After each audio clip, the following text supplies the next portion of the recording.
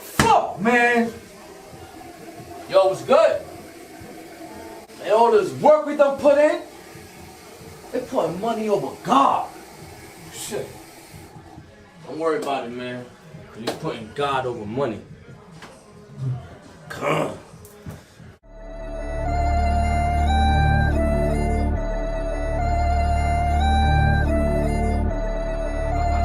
I love dogs. Bossy. J Cactus. Yo, I teach in the streets cause I want to. I teach in the streets cause I have to. Your pastors don't do it, your teachers don't do it, religion don't do it, we got you. Whether they hear it or whether they don't, at the end of the day, that's their choice. We gotta replenish, where there is no vision, the people will perish with no voice. Peep the game, study the word and ignore the lanes. In time you learn to keep the line tamed. Everything is time and mixed in with change. Heathens, they get it the same, putting them all in the chain. The vultures eating their brains, the truth to you looking strange. The message is still the same. Don't care how you feel about me. They taking shots like paparazzi. I'm strong like Samson with the power of David. You could take a chance, I'm all about the action. I hustle but don't mean came. Now say I buy and flip in the trap. Don't fall for a chick who's playing the trick. The pretty face only the trap. Roam in the jungle, gotta use wisdom, so I stay legally strapped. Say what you say, feel what you feel, but there's no emotions and facts. Danger when we alone, so imagine together we're rolling in packs. Heathens is mad, Israel is back, the natives, Hispanics, and blacks. Roam in the jungle, gotta use wisdom, so I stay legally strapped. Say what you say, feel what you feel, but there's no emotions and facts. Danger when we alone, so imagine together we're rolling in packs.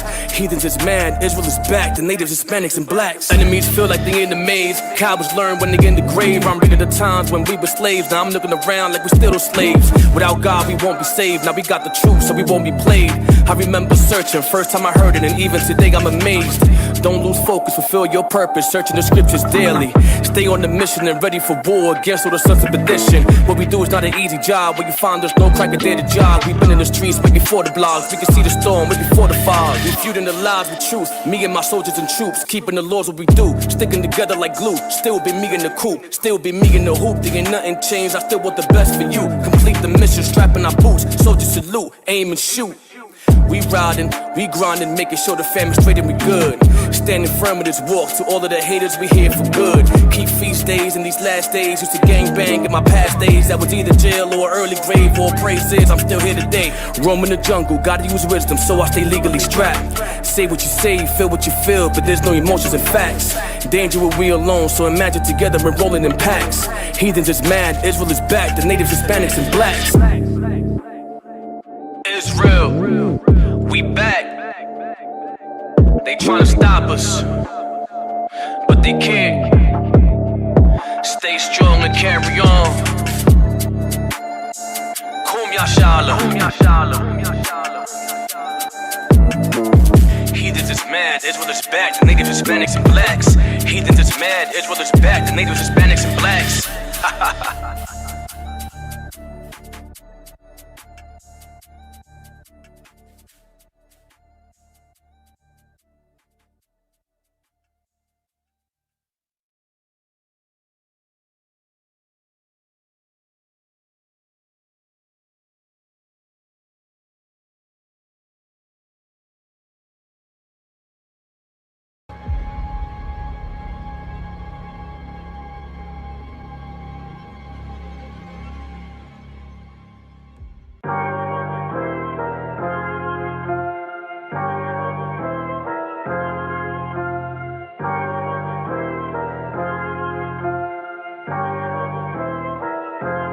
Shout out to all my high exalted warriors, man. Rum Gaddaga Bayan. Run.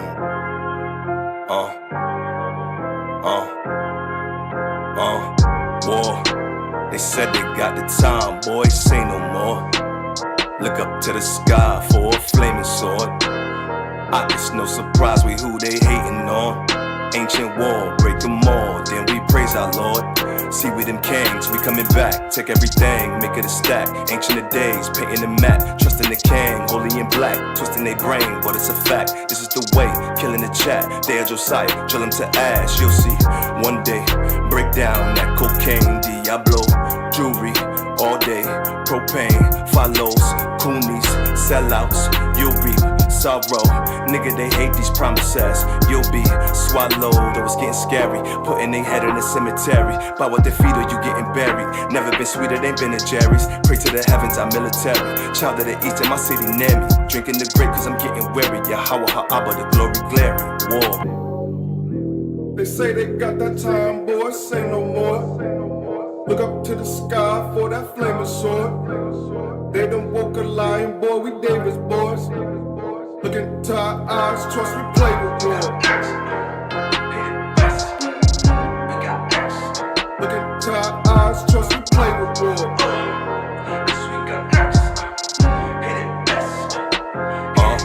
Broke through the chain and I'm running up. Inches of freak, I ain't blunted up. Poured up my heart in the jungle love. The curses of Jake were the mother, bro.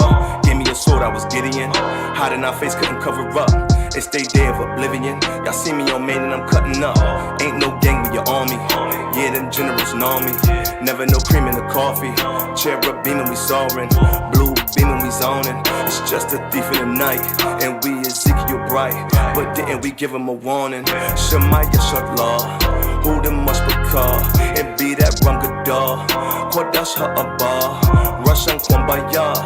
Latazaya Wan. Coming from the heart. Till I join the morning. Don't need opinions, truthfully.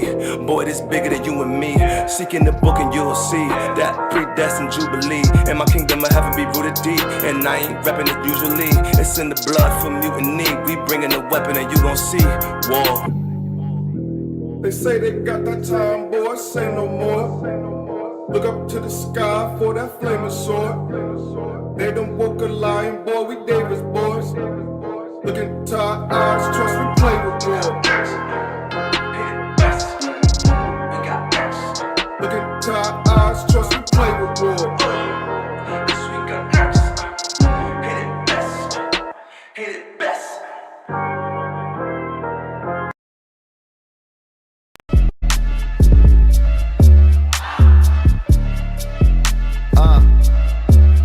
Die once, live twice. Yeah.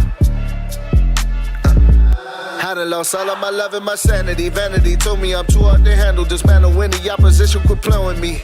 Brothers hella lame, how they get their name? Israelites lacking integrity. Politics made it to Israel, but it's not spiritual. Why can't I let them get next to me? Chef in the kitchen, he cooking, he cooking, he cooking. These niggas trying to steal a recipe. Look at my weaponry, that is my specialty. Lion of Zion, a Judah full pedigree. Repping my legacy. If I got a body rappers, then Mac, he gon' be the accessory. Judah the gang, and I'm repping it heavily. Vocals the same, but I got a new melody. I'm from the bottom of Rebel to Greffel Street. Haters, they hate me, they really be repping me. Yeah, they really be repping me. I went to war for some brothers who never had love and they heart or respect for me. Gates told me go where they celebrate it, they don't just tolerate your gifts. Christ told me shake the dust off your feet and take your peace with you when you dip. Made it out of a city where plenty crashed. We never had nothing, we needed cash. Feds gave us Aguilera, we didn't know better. We turned it to Lenny Crab. Should've got yards running from my past, but the Lord made a way when he threw the flag. Beat the case, but I blew the bag. Did it bare face, we don't do the mask. Not Protestant, Jesuit, Lutheran, nah, we don't do the mass. I just be watching they movement and how they maneuvering, slithering through the grass. Who gon' pity for the snake charm? Put them in the bag, shake the snake on them. It's never about who your haters, it's always about how much money you making on them. Put your riches in the most high, that's the best flip for the best price. Cash in with your house shy, I'ma die once, I'ma live twice. Balls mean, but my flow nice. Rep 12, not the pole lights. Chef, he the light of the world, I'm trying to keep all of my babies from pole light. You die once, but you live twice. Please don't get left, you'll have no rights. Me and Chef steam like bowl rice. This be getting 8 like 4 twice. I European, get your soul right. They don't hear me though, like no mic. How they supposed to know, like no advice? Children of the light, like no night.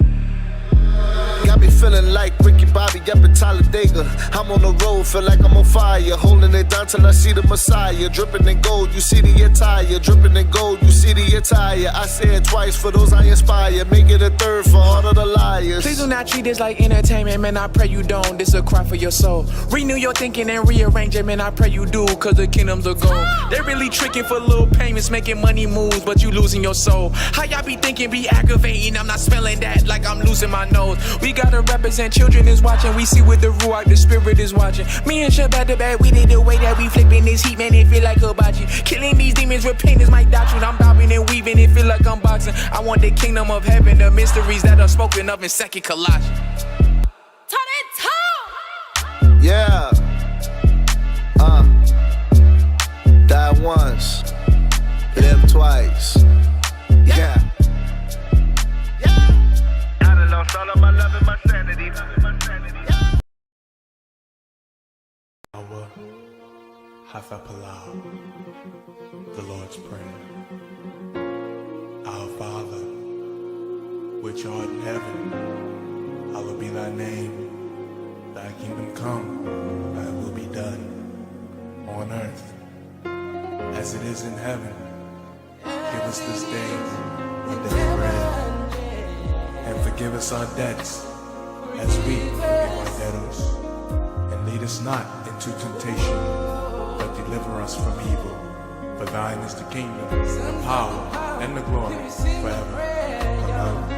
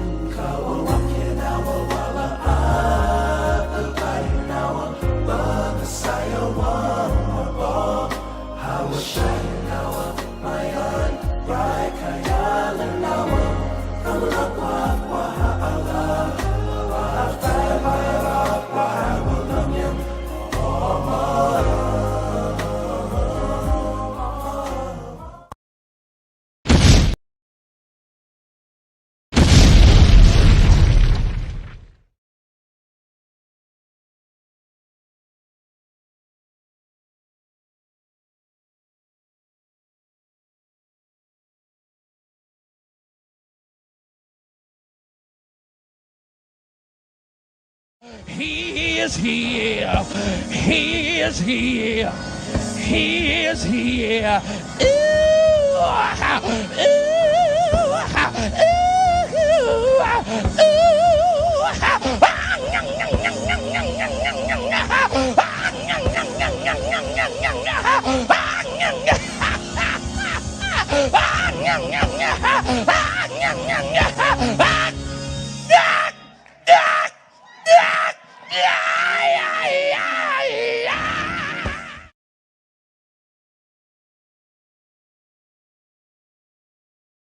There comes a time that you have to learn how to inspire yourself, give hope to yourself, give joy to yourself, speak to yourself, preach to yourself, lay hands on yourself, bless yourself. You got to learn how to encourage yourself in the Lord, your God. Somebody lift your hands and say it.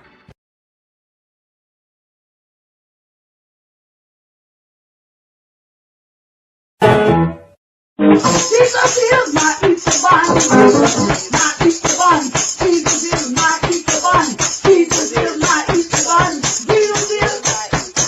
Jesus is. Jesus is.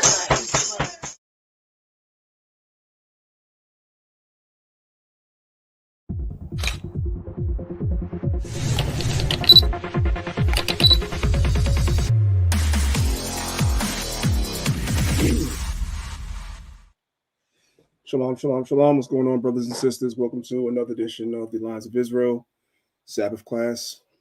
I'm your host, Priest Danyaahla, representing LOY, Maccabeestv. And as usual, I'm joined by the Elder Zahab, also of the Lines of Israel. I want to say peace and blessings to everybody that's watching our content. Shout out to everybody that's watching us on YouTube, of course, on Maccabeestv, as well as our main channel, the Lines of Israel class. Guys, as always, I ask you, brothers and sisters, to subscribe to the channel if you're not subscribed. If you're new here, please subscribe to the channel. So like you then hit the notification bell so you guys can be notified every time we go live or we upload a video, right? Because YouTube is not in the business of sending out notifications except for their mega content creators that have about 1 million or more subscribers, right? The smaller channels, we have to do our best, and our subscribers have to do their best to proliferate the information. Sorry, my tongue got tied for a second. So make sure you guys subscribe. Make sure you guys hit the notification bell. And of course, drop a comment in the comment section and say shalom to your fellow Israelites and so forth and so on. All right, join the conversation.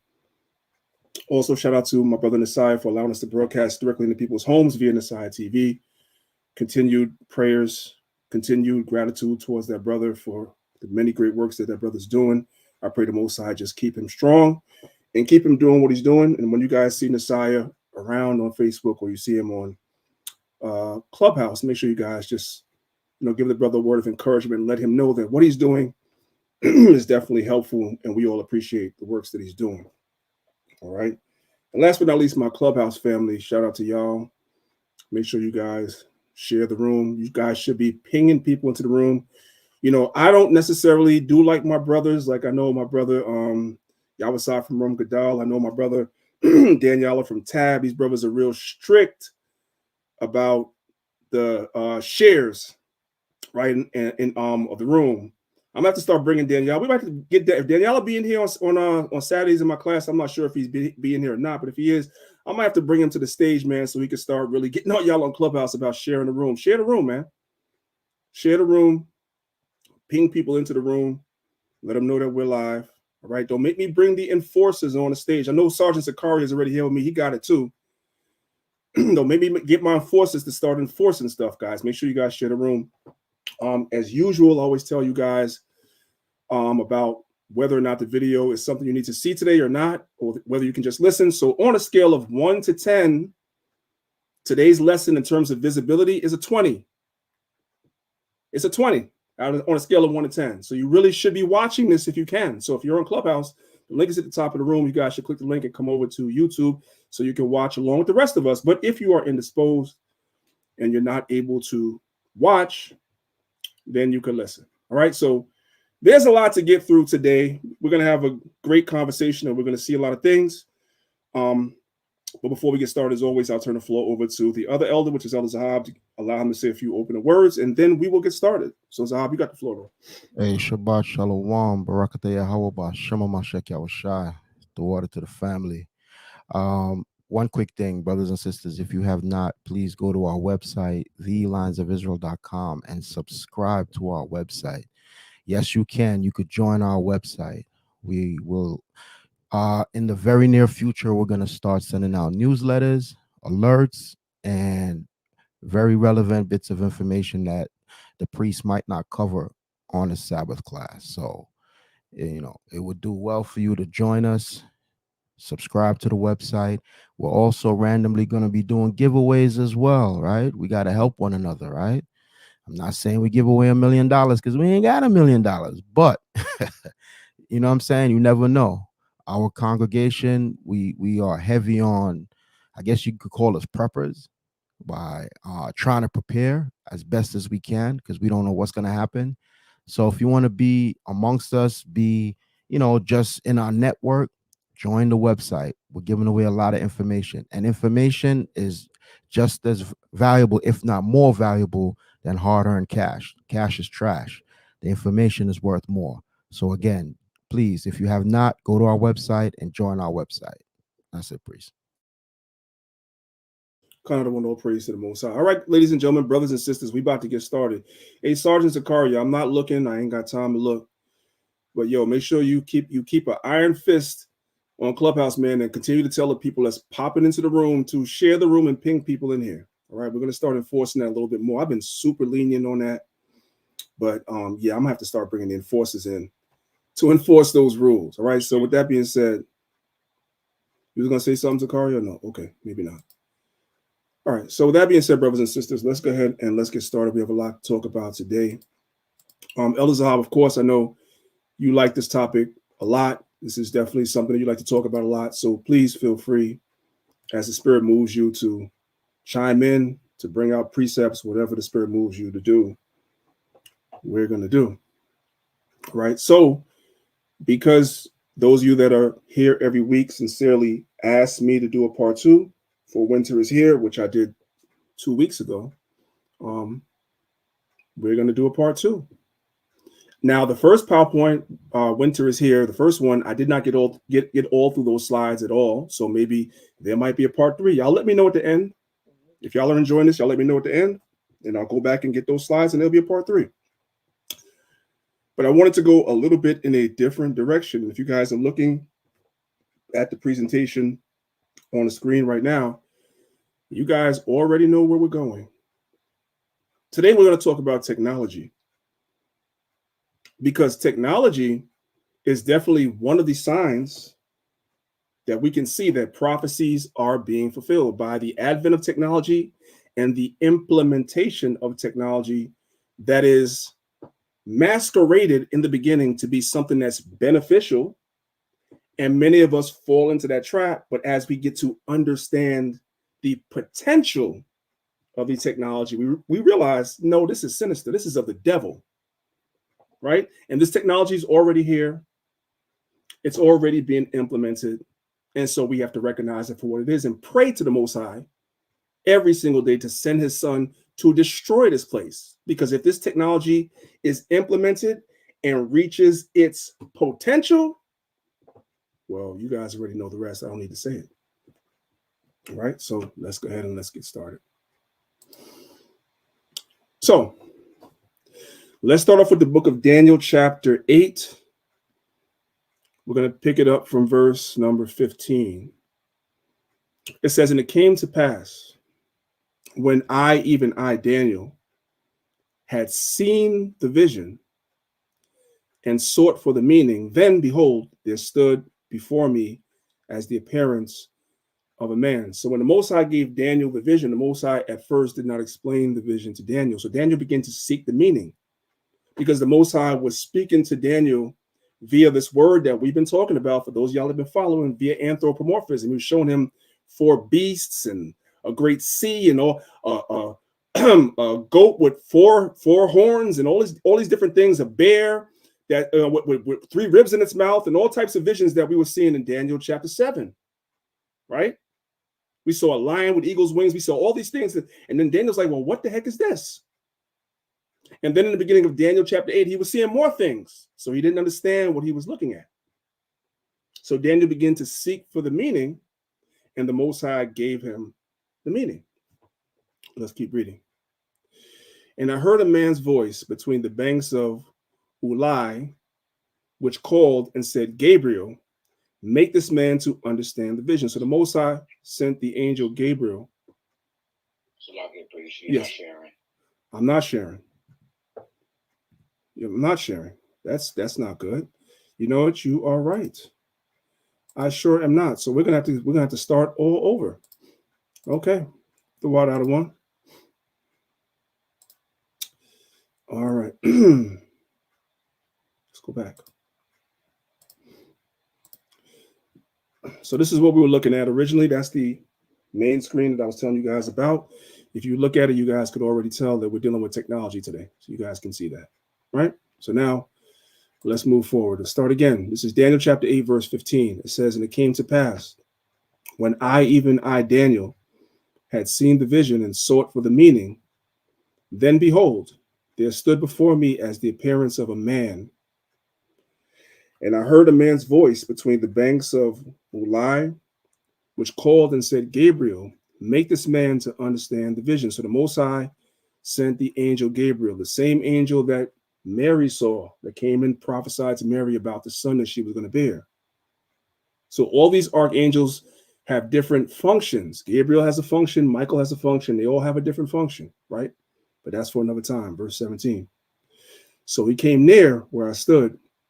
And when he came, I was afraid and fell upon my face. But he said unto me, understand, O son of man, for at the time of the end shall the vision be. So the angel Gabriel was showing the prophet Daniel a vision for the time of the end. Right? Let's keep going. Now, as he was speaking with me, I was in a deep sleep on my face towards the ground. But he touched me and set me upright. And he said, behold, I will make thee know what shall be in the last end of indignation, for at the time appointed, the end shall be. So as I always teach brothers and sisters, this is not about looking at the date on the calendar to figure out when the end is going to be. When is the indignation of the Most High going to be set upon the earth in its full force? It's not the date on the calendar. It's for an appointed time. And there will be signs along the way that will point you in the direction that you are getting closer to that appointed time. Verse 20. The ram which thou sawest having two horns are the kings of Media and Persia. This is what Daniel saw in Daniel chapter 7. And also at the beginning of Daniel chapter 8, he was seeing these animals, but these animals symbolized kingdoms that were going to rise upon the earth. Why is that important? Because as you see these kingdoms rise up on the earth and come into power and then fall, that is those signs that are letting you know where we are in the timeline of prophecy. So Daniel saw the Medes and the Persians rising and falling in his vision. He saw that, right? Let's keep reading. Verse number 21. And the rough goat is the king of Grecia. So right after the Medes and the Persians rule, then you're going to have the goat that was going to rise up. That represented who? The Greeks. And the great horn that is between his eyes is the first king. So the first king of the Greeks is who? Alexander. Everybody knows that history, right? Let's continue. Verse 22. Now, that being broken after Alexander dies, whereas 4 stood up for it, meaning Alexander's 4 primary generals that rose into power after he died, and they were fighting amongst themselves and warring amongst themselves for hundreds of years. 4 kingdoms shall stand up out of the nation, but not in his power, meaning Alexander ruled over a united kingdom of the Greeks. Upon his deathbed, as we know all the time, when we have the Feast of Dedication, we read 1 Maccabees chapter 1. On Alexander's deathbed, he parted his kingdom amongst his 4 generals. Now, that's a consolidation of history because Alexander had more than 4 generals. I've taught this before. I don't know if I've taught this in the Sabbath, but for those of you guys that have taken the academy, I've shown you guys this before. There was a 5th general named Antigonus as well. That Alexander gave part of his kingdom to as well. However, what happened was Antigonus went to war with Seleucus, which is one of Alexander's other generals, and Seleucus defeated Antigonus and absorbed his kingdom. So now it's pared down to 4. I hope I'm not being too complex, but I need you guys to understand these concepts because you have atheists, you have Bible haters, you have people that say that the Bible has failed prophecies and all this. I need for you guys to understand what I'm teaching you. The Bible's not wrong. You just have to know history. That's all. Yes, Alexander had more than 4 generals. Why does the Bible harp on 4 generals? Because when Alexander died, the 5th general, Antigonus, went to war with Seleucus and lost, and Seleucus absorbed his kingdom, and then there were only 4. The Bible just gets right to the point. Hope everybody understands that. Verse 22 again. It says, now, that being broken, meaning after Alexander died, whereas 4 stood up for it, 4 kingdoms shall stand up out of the nation, but not in his power. Why? Because these 4 generals that were left, they were warring amongst each other. There were 5. And then Antigonus and Seleucus went to war, right? So that's already them fighting right there. Seleucus defeated Antigonus, took over his kingdom. Now there's 4. And then you start reading about the kingdom of the Seleucids and the kingdom of the Ptolemies warring with each other. That's your Daniel chapter 11. So they didn't have the same power or impact that Alexander had. That's what the Bible is telling you, right? Now let's move on. Now, real quick, let's go back. Now, I was showing you guys something about Daniel, and this is not related to today's lesson, but I always like to teach a lesson and a sub-lesson, right? So you have a place right here. This is from the Encyclopedia Britannica called the Kizi Island. And on the Kizi Island, there's a place called the Kizi Monastery. That's it right there. You guys see I took a snapshot from the Encyclopedia Britannica right there. That's the Kizi Monastery on Kizi Island. This is in Russia. Let's go down to the, let's read the first paragraph first. It says Kizi Island. It's an island in Lake Onega, Karelia Republic in northwest Russia. So this is Russia, right? Let's go down to the second paragraph real quick. It says, today the island is best known for its museum site, aka this monastery, of history, architecture, where early wooden barns, houses, windmills, and several churches were collected and restored as part of an open-air museum. So there were several churches that are part of this open-air museum. Priest Danyaahla, why are you talking about all this? Well, because in this Kizi Museum, in one of the churches, which is a monastery, you have an icon of the prophet Daniel at the Kizi Monastery in Russia, painted as a black man. Now, that's not today's lesson, but I just want to show you guys that we got to have lessons and then we have to have sub-lessons. Because people say that we make stuff up. You know, you Israelites make everybody black. No, we don't. We just actually go and do the research. And then, as I always teach, what? Demonstration beats conversation. I could easily say the Israelites are black and Daniel is black and this person is black. No, I'd rather show you. So you have monasteries like this one right here on Kizi Island, where there are churches and other things that are comprised into a museum, right? It's a museum site. And in the museum, you have black icons of the prophets of the Bible, right? All right. Enough of that. That's for another day, another time. We're not getting into color today. I just want to show you guys that. Let's move on. Now, we read Daniel chapter 8. We read from verses 15 to 22. Now we want to focus on verse number 23. It says, and in the latter time of their kingdom. Now let's go back.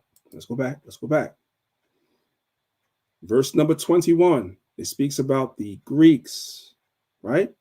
And after Alexander dies, when they're broken, you have 4 kings that stand up in his place, but they're not as powerful as he was, right? So then when you come to verse number 23, it speaks about in the latter time of their kingdom. So what the commentaries teach is that the latter time of their kingdom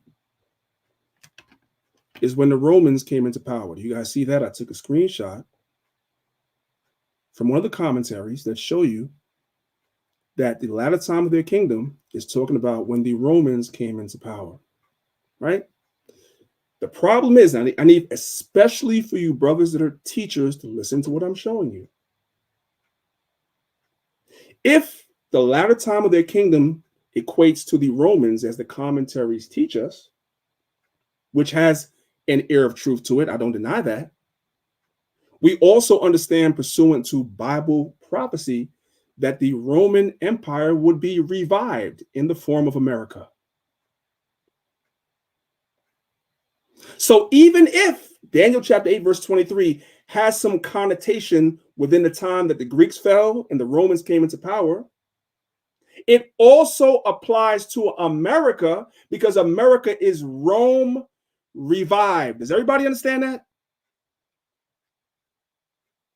So the latter times of their kingdom is not just talking about when the Greeks fell and the Romans come into power, but it is also alluding to now. And more so now than back then.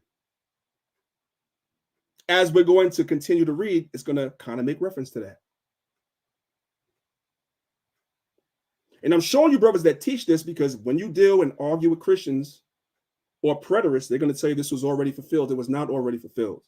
Yes, it had implications back in the ancient time, but there is a revived Roman Empire that's spoken about in the book of Revelations, chapter 17 and 18. That is America. Hope everybody sees that.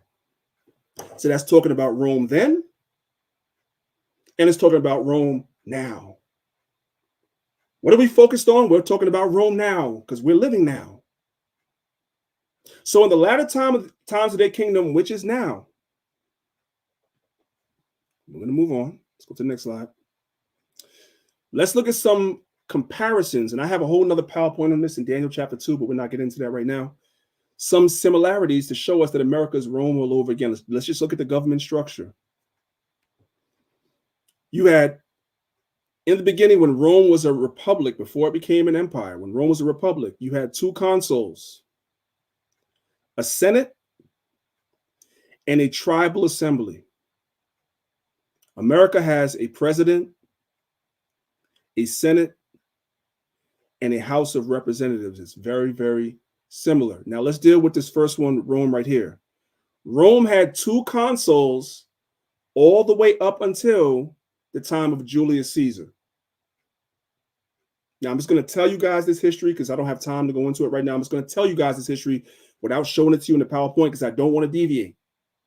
So right before Rome became an empire, you had the Imperial Roman Empire, you had Rome was a republic. So they had two consuls. So the way it worked is you had Crassus. Crassus was the money guy. I've gone over this before. For those of you guys that follow week in and week out, you guys should remember me saying this before. You had Crassus. Crassus was the money guy, right? You had Pompey. Pompey was the general. He was the warrior. And you had Julius Caesar. He was the politician. So really, you had three people ruling.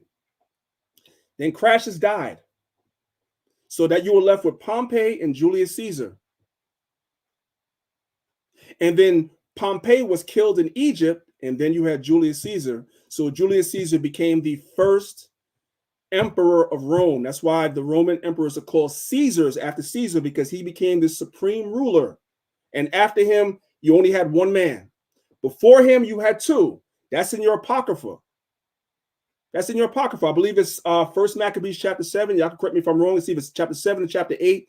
Y'all can put that in the chat. I'm not going to go look for it right now. It's either in 1 Maccabees chapter 7 or 8. The Bible is right. And then afterwards, when Pompey was killed, Julius Caesar became the sole guy. So now he becomes equated to what you call your president today. And they had a Senate. And you had a tribal assembly today we call it the House of Representatives. Your consuls were elected by the Senate, and they served as a check to power. Our presidents are elected by the people. They serve 1 4-year term and can choose to serve another term, right? Your consuls served 1 term. They commanded the army and supervised the government the same as your president, so forth and so on. You guys could see even the way that the Roman Senate was designed. Look at this right down here.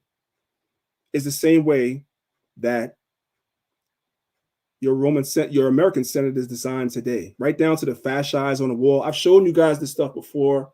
I really don't want to get too deep into it right now. What I'm trying to show you is that, yes, you can say to a degree that Daniel chapter 8 is talking about back then, after the Greeks fell and the Romans came into power, but America's Rome revived. So we're focusing on the portion that applies to us now. The prophecy is twofold. Let's move on.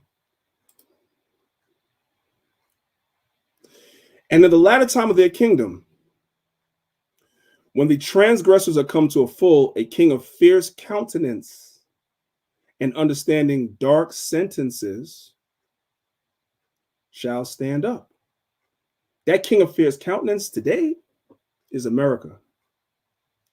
Understanding dark sentences. What is that talking about? Let's go back for 1 second. I'm going to show you guys something. You know what? No, I'm going to stay right here. Stay right here. Let's come down to this paragraph right here. It says, on the other hand, when we bear in mind that here we have the language of symbol and prophecy, we have the language of symbol and prophecy. So what is dark sentences? Dark sentences goes into symbolism and prophecy. The powers that be that run the society, they understand symbolism and they understand prophecy to a degree. Not to the degree that we understand it, because the Most High deals with us in the spirit. We're moved by the spirit. But there's also an exoteric, meaning an overt understanding of prophecy that anybody could understand, because prophecy is nothing but history. When you look at the book of Daniel chapter 7, it speaks about the 4 beasts That is a literal history that you can go in and read about in your history books. About Alexander and the four that came after him. You can read about that in history books. That is very obvious. So there's an exoteric or an obvious understanding of prophecy that these powers, they understand that. There's also an esoteric or a hidden element of prophecy that they don't understand, but the Most High is only dealing with us with when it comes to that. But they understand prophecy.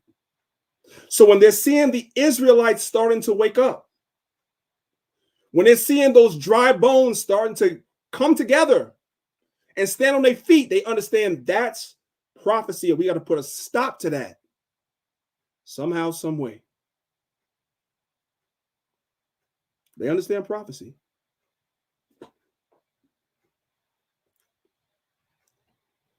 On the other hand, when we bear in mind that here we have the language of symbol and prophecy, so tricks of strategy and chicane of policy may all be symbolized by dark sayings without necessarily referring to sentences, right? So let's move on. I'm going to show you guys something. When the Most High speaks about them understanding dark sentences, that's the same as them understanding dark sayings. What are dark sayings? Let's go to the book of Psalm chapter 78. Let's start from verse 1. It says, "Give ear, O my people, to my law. Incline your ears to the words of my mouth. I will open my mouth in a parable.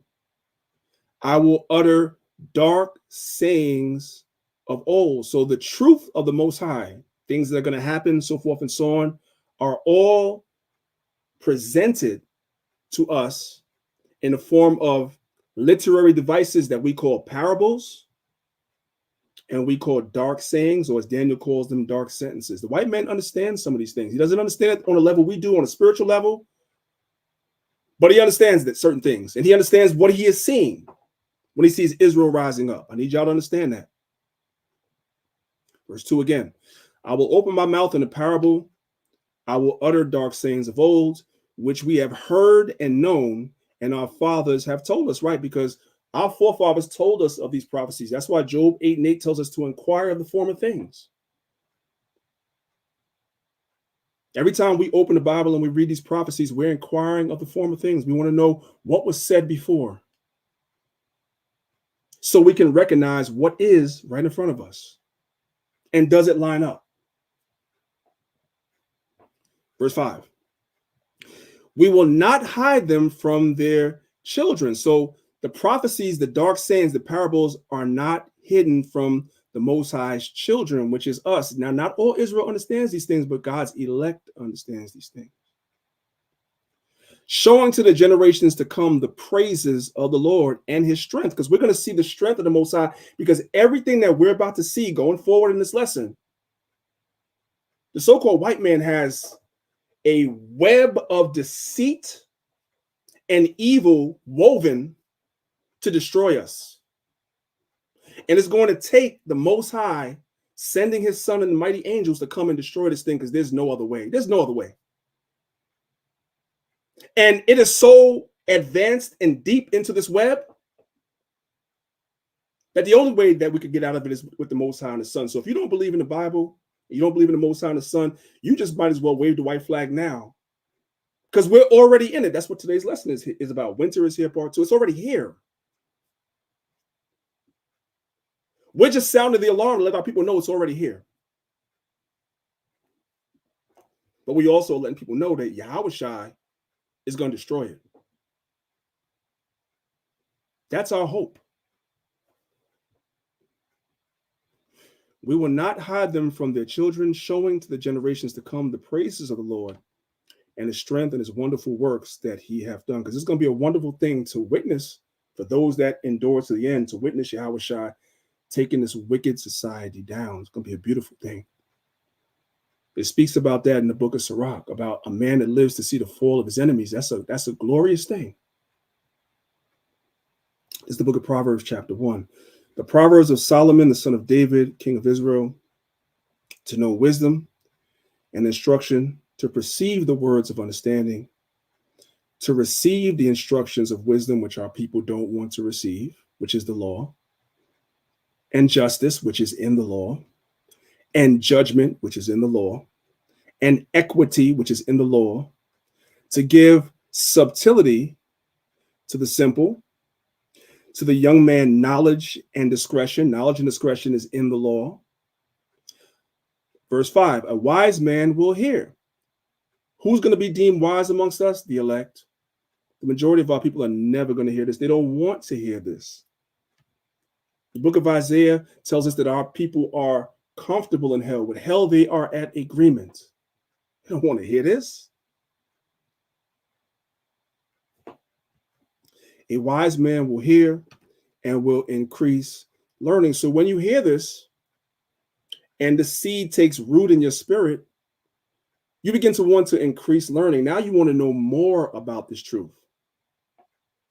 That's why the book of Psalms chapter 1 says, a righteous man meditateth in the Lord what? Day and night.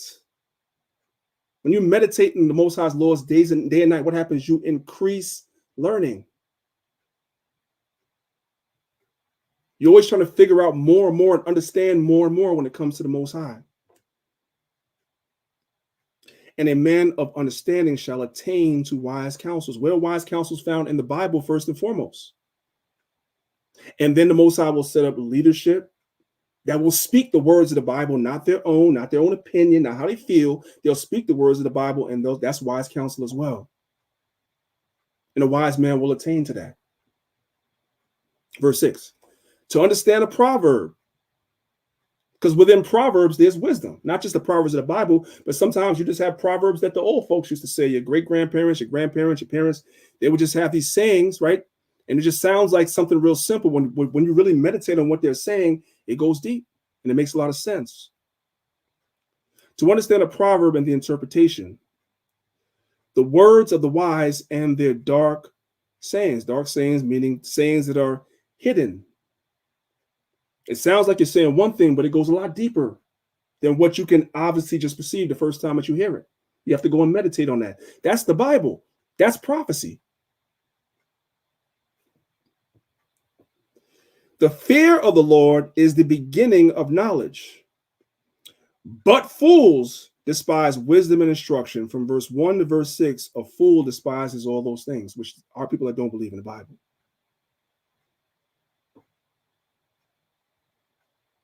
Going back to Daniel chapter 8, verse 23, what I'm trying to show you guys is there is an understanding in this day and time by those powers that be that rule a society of certain prophecies that would indicate that their kingdom is about to come to an end. And they're seeing it. And so they're setting things up in place that they think in their corrupt, evil minds is going to counteract or overthrow prophecy, and it's not. What we need to do is we need to recognize what these things are and understand them for what they are and not be afraid of them, because these things have to take place in order for the Most High to be right, in order for the Bible to be true, and then the Most High will send his son when these things happen and deliver Israel. The outcome is already decided. Let's move on to the next slide.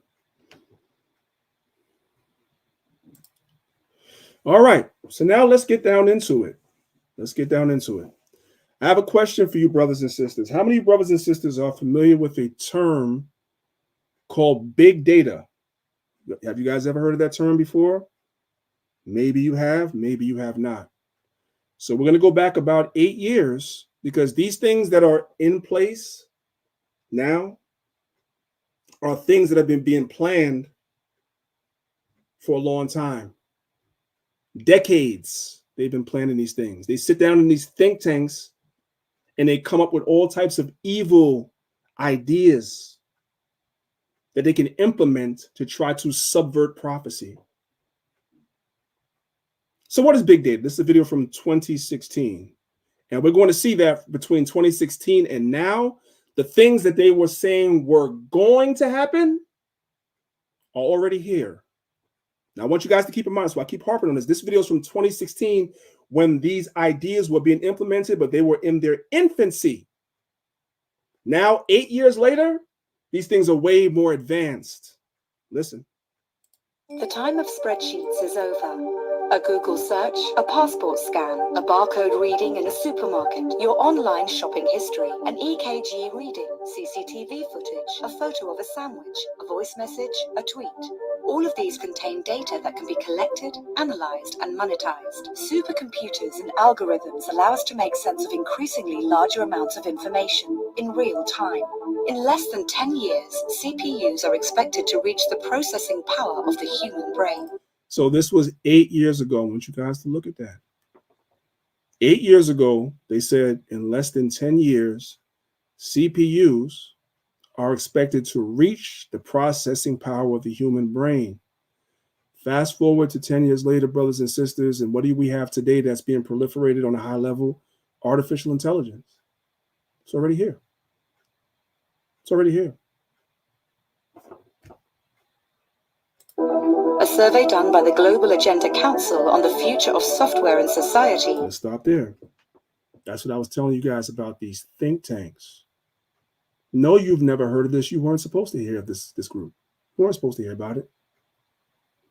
The Global Agenda Council of the Future of Software in Society. That seems pretty tame, right? But it's not.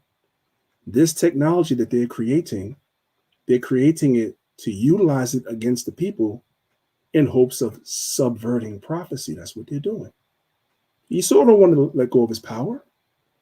So he's not going down without a fight. Let's continue. Shows that people expect artificial intelligence machines to be part of a company's board of directors. Did you guys hear that? That was 8 years ago, almost 10 years ago. He said within 10 years, which is not fully 10 years. I don't know when this video was loaded to YouTube in 2016. So it might even be older than that. But what I'm showing you guys is within a matter of the 8 years this has been on YouTube, we're already here with the AI machines. We're already here. But when this information was being spoken about back then, people thought people were crazy. You're a conspiracy theorist. Well, now it's here. Let's keep going. Hold on, please. There is a good chance that in 15 years. Salaki, I didn't hear you. Go ahead, bro. Did it say that AI is going to sit on the board of directors? Is that what it said? That's what it said. Now, depending on. Go ahead. Yeah, no, go ahead. I was going to say, depending on when this video was actually made, it was posted in 2016. So they said within 10 years. So maybe 2 years from now, AI will be sitting on board of directors. Huh. That'll be 10 years in 2 years. So when you see men in front of companies like Elon Musk or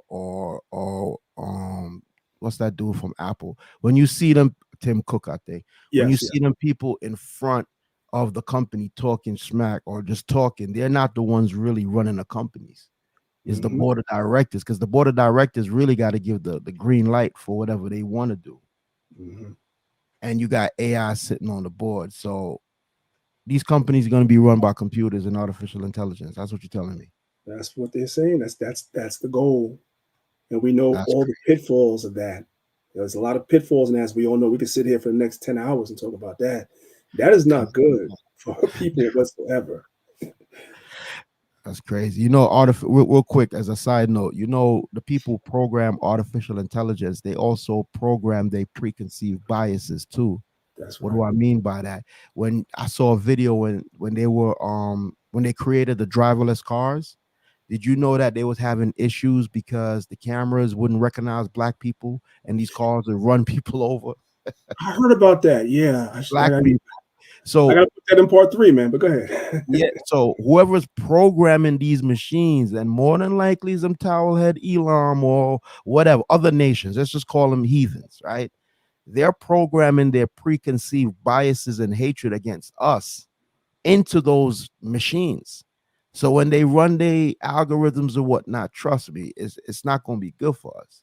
So Zab, you think are you implying that in the future it's going to affect us in ways like financially with banks, with loans for houses and all that stuff? Is that what you're saying? Absolutely, King. Because who typed the algorithm? Now, Sergeant Zakaria, he's more tech savvy than me, and he could tell you when you make a bot, right? You could make a bot for anything. A bot is just an automated program that does whatever you want it to do. Now, who's to say that the person creating the bot or the algorithm is not a racist POS? And he could say, well, you know what? Well, I'm making an algorithm for all the people who live on the south side of Chicago. All you banks, check this out. Don't give none of them no loans because their credit score is too low, or this, that, the third, or whatever the case may be, or resources. Is what I'm saying? So the rabbit hole could get deep, but I don't want to. Yeah, we're gonna continue. We're gonna continue, but I'm gonna say this right. And the beauty in it, when I say beauty, I mean it's evil. The beauty in it is the person at the bank that you're actually dealing with, the live person. They're gonna be able to throw their hands up and be like, "It's not me. It's the algorithm. It's not me. It's the AI. It said not to give you the loan. It's not me. If it was up to me, I'd give you the loan." Yeah. All right. Crazy. All right, let's go. By 2016, there is a good chance that in 15 years, your job is going to be performed by computers. That's already happening. That's already happening. Let's go. Since decisions once based on experience and intuition will be made through machine analysis of massive amounts of data. Think about a vehicle that is able to read its environment and react accordingly, much like a human driver, but also analyzing other sources of information that will make the trip safer. That's what Zahav went into when they had the driverless car. That's what he went into. They programmed it so it didn't recognize black people. Let's go. Faster and more efficient. Analyzing vast amounts of medical data from different locations and demographics will allow to determine which conditions improve the effectiveness of certain treatments and which don't. Big data analysis will reveal patterns and connections that will vastly improve most human activities. But it will also create very detailed profiles for all of us, including information that we'd rather keep private. There it is. There it is. Let's listen to that again. Let's listen to that again. Create very detailed profiles for all of us, including information that we'd rather keep private. Will big data make privacy obsolete, or will it bring transparency, accountability, and progress? That's a great question. That's a great question. Let's move on. The type. So, let's talk about this really quickly. What you guys are looking at on your screen is a chart from one of the companies that keeps statistics. They do statistics, right? So this is from a company called Statista, right? And I took a screenshot of the country with the most firearms in civilian hands. Now you might say to yourself, what does this have to do with what we're talking about? A lot. So as you guys can see statistically, the United States has 393 approximately million people or million handguns, right? As of, I don't know when this is, as of 2017. So now we're talking about what 7 years ago. Yeah, 7 years ago. The United States has 393 million handguns in arms in the hands of its civilians. The next closest country is India with 71 million. So the United States has more than 300 million more guns in the hands of its civilians than the next closest country, which is India, right? And almost 350 million more than the next closest person after that, which is China. The United States has the largest standing army of civilians in the world. I'm going over this with you guys for a reason. You might say, why is this important? Well, let's listen to this lady who might be your next president. We don't know. Let's listen to what she has to say. Listen. It is time for Congress to act and stop with the false choices. This is not about getting rid of the Second Amendment. It's simply about saying we need reasonable gun safety laws. There is no reason why we have assault weapons on the streets of a civil society. They are weapons of war. They are designed to kill a lot of people quickly. Let us all agree that we need background checks. But the point here is Congress needs to act. And on the House side, they did. There are two bills which the president is prepared to sign. And so we need the Senate to act. And this is going to be about your viewers and all of us pleading to the reason, pleading to the hearts and minds of the people in the United States Senate to say enough with the partisanship, enough with the ideological perspective on this. Let's just be practical and agree. People who have been found to be a danger to themselves and others should not be able to purchase a gun. So some of you are saying, well, what she's saying is reasonable. I don't have a problem with that. That doesn't sound bad, right? Because they're using a lot of these, which I believe, in my personal opinion, a lot of these manufactured mass shootings that are going on, they're using it to push forward gun reform laws. Because as we can see from the statistics right there, because the United States is, let's just use a round number, has 300 million more guns than the next nearest developed country in the world. Now you might say to yourself, why is that important? Well, here's why that is important. Because the things that they're going to implement, listen very carefully to what I'm telling you.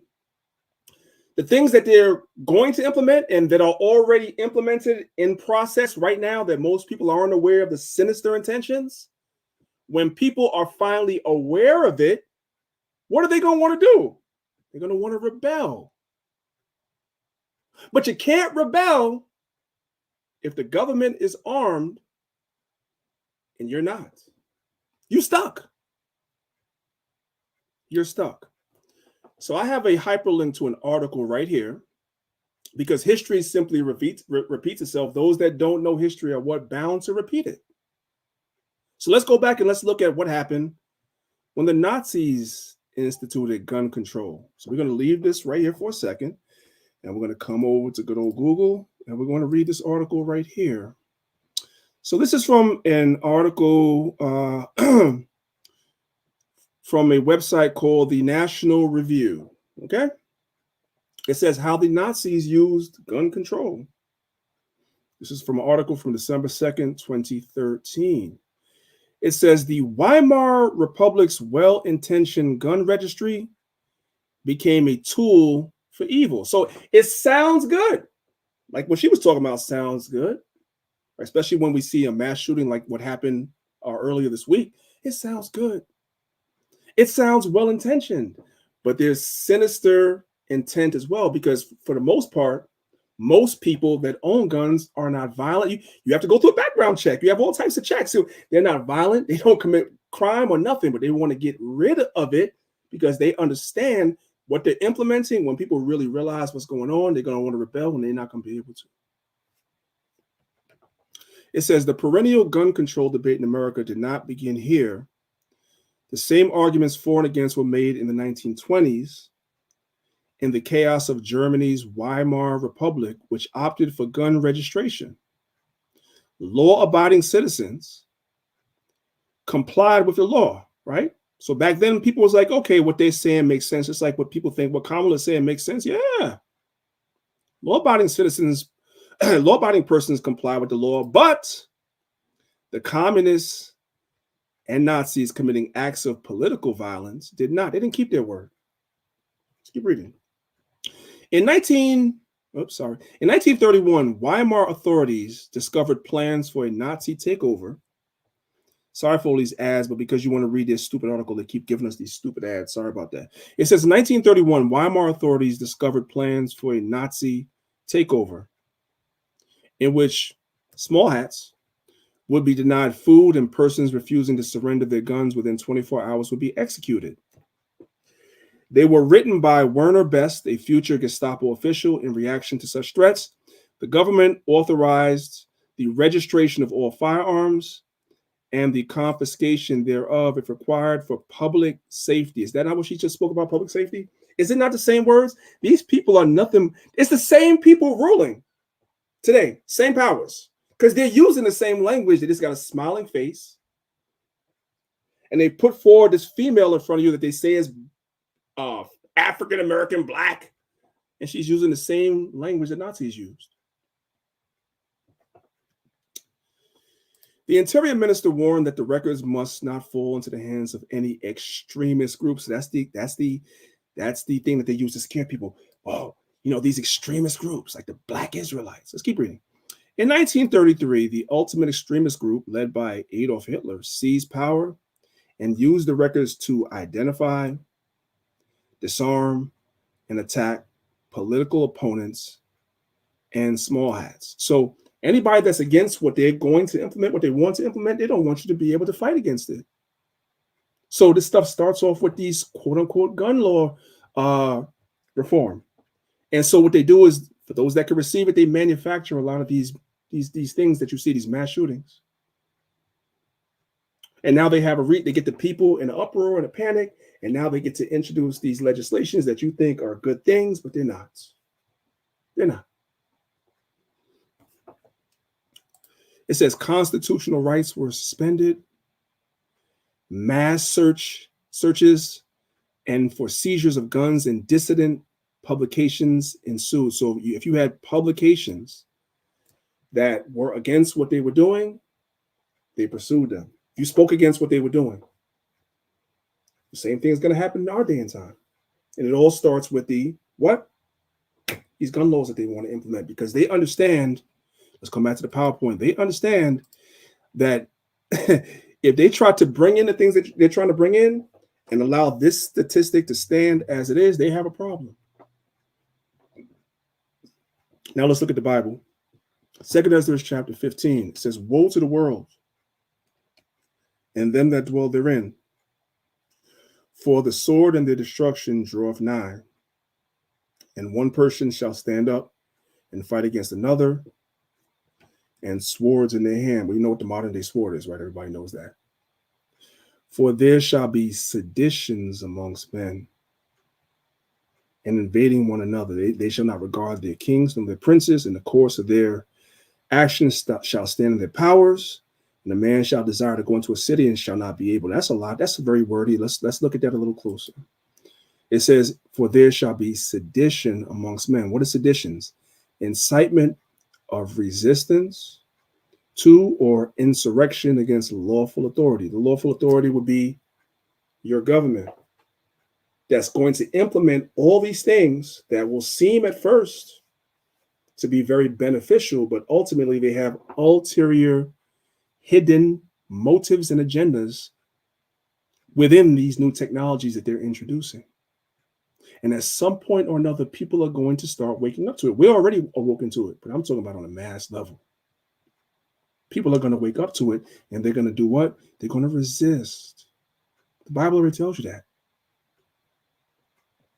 They shall not regard king nor priest, because who implements these laws? Rulers.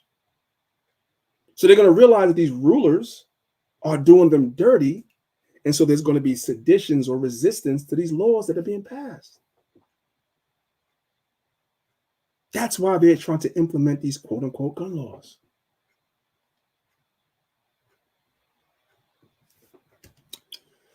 We're going to leave that there. Let's move on. Now, we're going to learn more vocabulary today.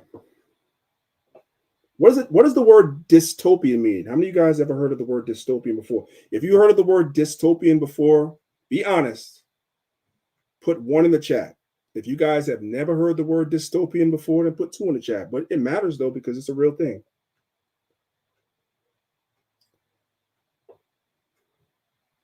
Shameless plug. I got a short film, a dystopian movie called Karagma. It's on the website. Shameless plug. That's right. I should have actually put the trailer in here. You know what I'm saying? You know what? What time is it? Because we can play it real quick.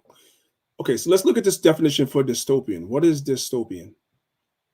So the word dystopian means of or relating to or being an imagined world society in which people lead dehumanized lives. So it's supposed to be imagined. It's a figment of our imagination. It's not real. You're a conspiracy theorist. It's not real. That's what the word dystopian means. It's kind of like an insult when you talk about dystopian things and things that people can't really imagine are real. Meanwhile, these things that are being described as dystopian things that dehumanize people are already here. That's the thing. So now what we're going to do real quick is see if we can find it on YouTube. Let's open up a new tab on YouTube real quick. Shameless plug for our elder Zahab, who made a film about this. He put a lot of money into this. Shame on you, brothers and sisters, that did not see this film that Elder Zahab put together. Right? Shame on y'all. Your YouTube channel is Maroon Warrior Films, or what is it? Maroon Warrior.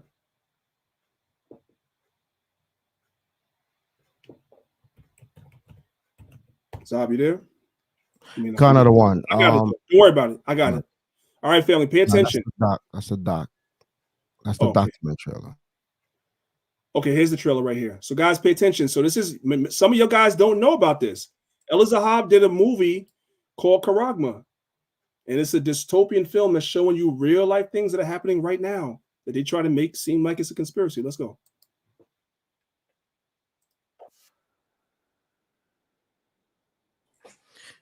Volume, King.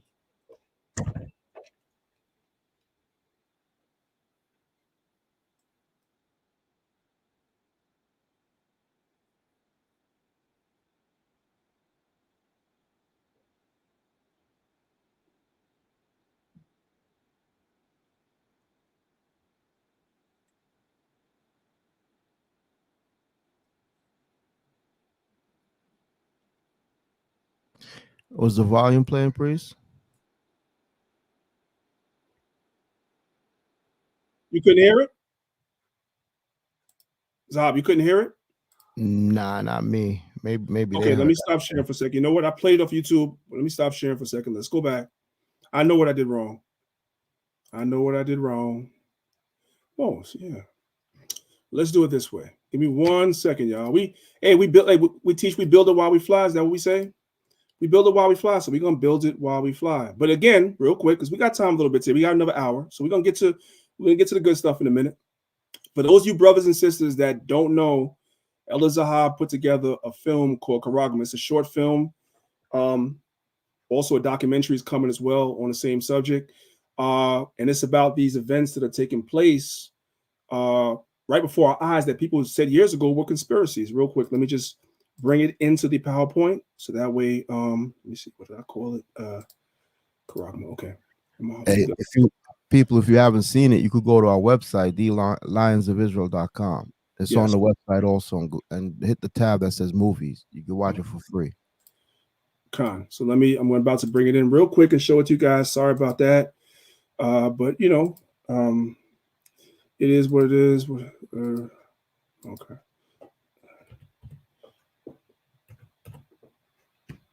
There we go. All right, see?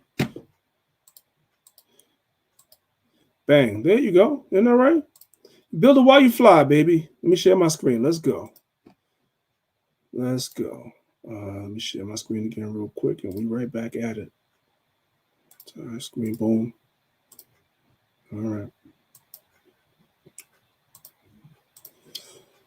So here we are. We're going to pick it up from where we left off. We're going to show, let's go back one slide real quick. So we're talking about dystopian events, right, of or relating to or being an imagined world or society in which people lead dehumanized lives, fearful lives, dehumanized, fearful lives. This is from a film that Ella Zahab put together. You'll see a lot of faces in this film that you guys recognize. If you haven't seen it, go to our camp website, thelionsofisrael.com. The film is on the website for free. Let's go. I feel like I'm hurting myself. You and I both know you weren't discharged. That was a cover. All they require is just a small sacrifice. I'm gonna free, I'm gonna die anyway.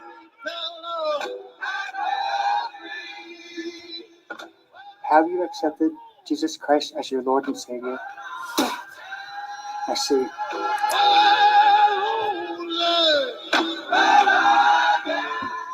So yes, brothers and sisters, we actually put this in a form where our people that are not in the truth can accept it. We made a film. So what I do want to say, and this is a shameless plug, man, make sure you guys go. Let's go back just a little bit right here to the end. Let's go back a little bit more. Right there. The brother has a website, Karagma the movie. If you guys haven't, go support the brother, man. So because we want to do more films. We want to do more, right? We're not even gonna talk about the fact that people said you did a great job acting in the film, Priest. No, I didn't. It was hot. We done did like 500 takes. I was mad. I was tired. And that's why it came out good. But that's neither here nor there. But support the brother, man. The brother has a passion for making films, right? So we want to actually bring these images to our people so they can see it for real. But I don't want to get too bogged off on that right now. Let's move on. All right. Let's move on now. So this is from a commercial from IBM. Does everybody know who IBM is? IBM is International Business Machines. This is one of your first big tech companies going back to the 80s. Some of you guys may be not old enough to remember, but for all your big tech companies now, IBM was one of the first. So they made a commercial in 2006, and they are prophesying in the commercial about some of these dystopian things, meaning things where people live fearful lives that are going to be implemented that people say are not real. Let's go back to 2006, which is about what? That's I want to say it's 20 years ago, 16, 20. No, it's 18 years ago. They prophesied about this 18 years ago in this commercial. Pay attention. Let me put the volume all the way up so you guys can hear it.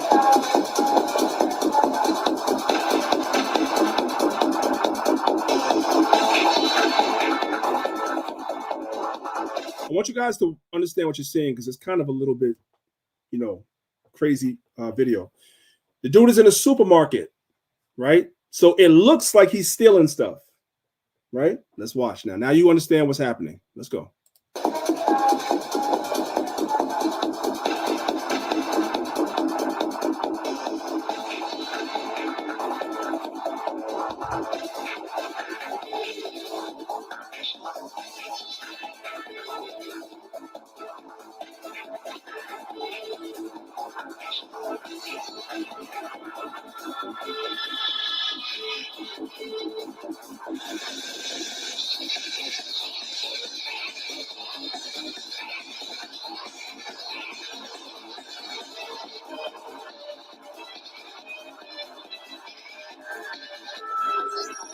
Excuse me, sir.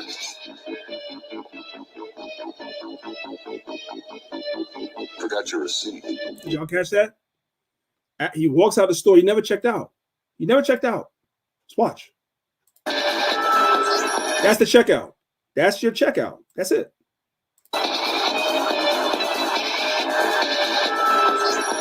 Excuse me, sir.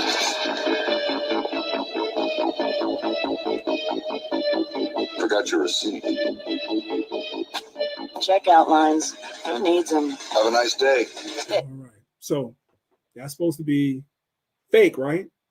But that's real. This video is 18 years old. These technologies now exist and are running all over the world. We're going to start at 110 on this video real quick. 1 minute and 10 seconds. 1 minute and 10 seconds. Let's go.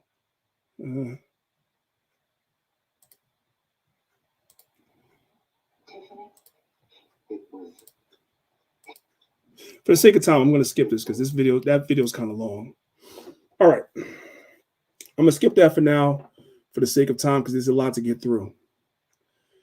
What I want you guys to understand is that these technologies already exist. China is a perfect testing ground for these new technologies. That's why a lot of things always start off in China. Your scamdemic, your plandemic started in China. A lot of things start in China. Well, these new systems that they're planning on implementing worldwide, a lot of times China is the perfect testing ground because the population over there is in complete subjection. And as I showed you guys before, they're not armed to resist the way that we are here in America. So they're able to implement these things, and the people are helpless to fight against it. Let's go to the next slide. Look at this. This seems harmless, right? This is pretty harmless. Let's go. So guys, the technologies are everywhere. So let's get some water with this machine. For example, we get some, what would you like to drink? Let's get some water. You press this one. No phone, no cash required. Simply press, scan your face, and get your bottle. So listen, I want you guys to pay attention. Right now, a lot of us, I say us, especially the younger folks that's listening, You don't walk around with a wallet anymore. You're not using cash. And many of the young people are not even using credit or debit cards either. What are they using, guys? They're using Apple Pay, Google Pay, right? You guys see the young people using that stuff, right? Well, in China, they're past that. That's old technology. That's why she says, you don't even need your cell phone. You don't need cash. You don't need a card. You don't need your cell phone. No, you don't need none of that stuff. For example, we get some, what would you like to drink? Let's get some water simply. You press this one. No phone, no cash required. Simply press, scan your face and get your bottle of water. 请面向屏幕。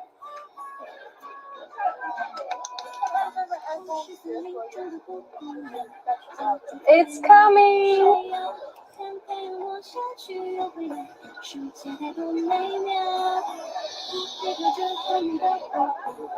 Thank you! That's so convenient. The first time I see such a machine without any devices to pay.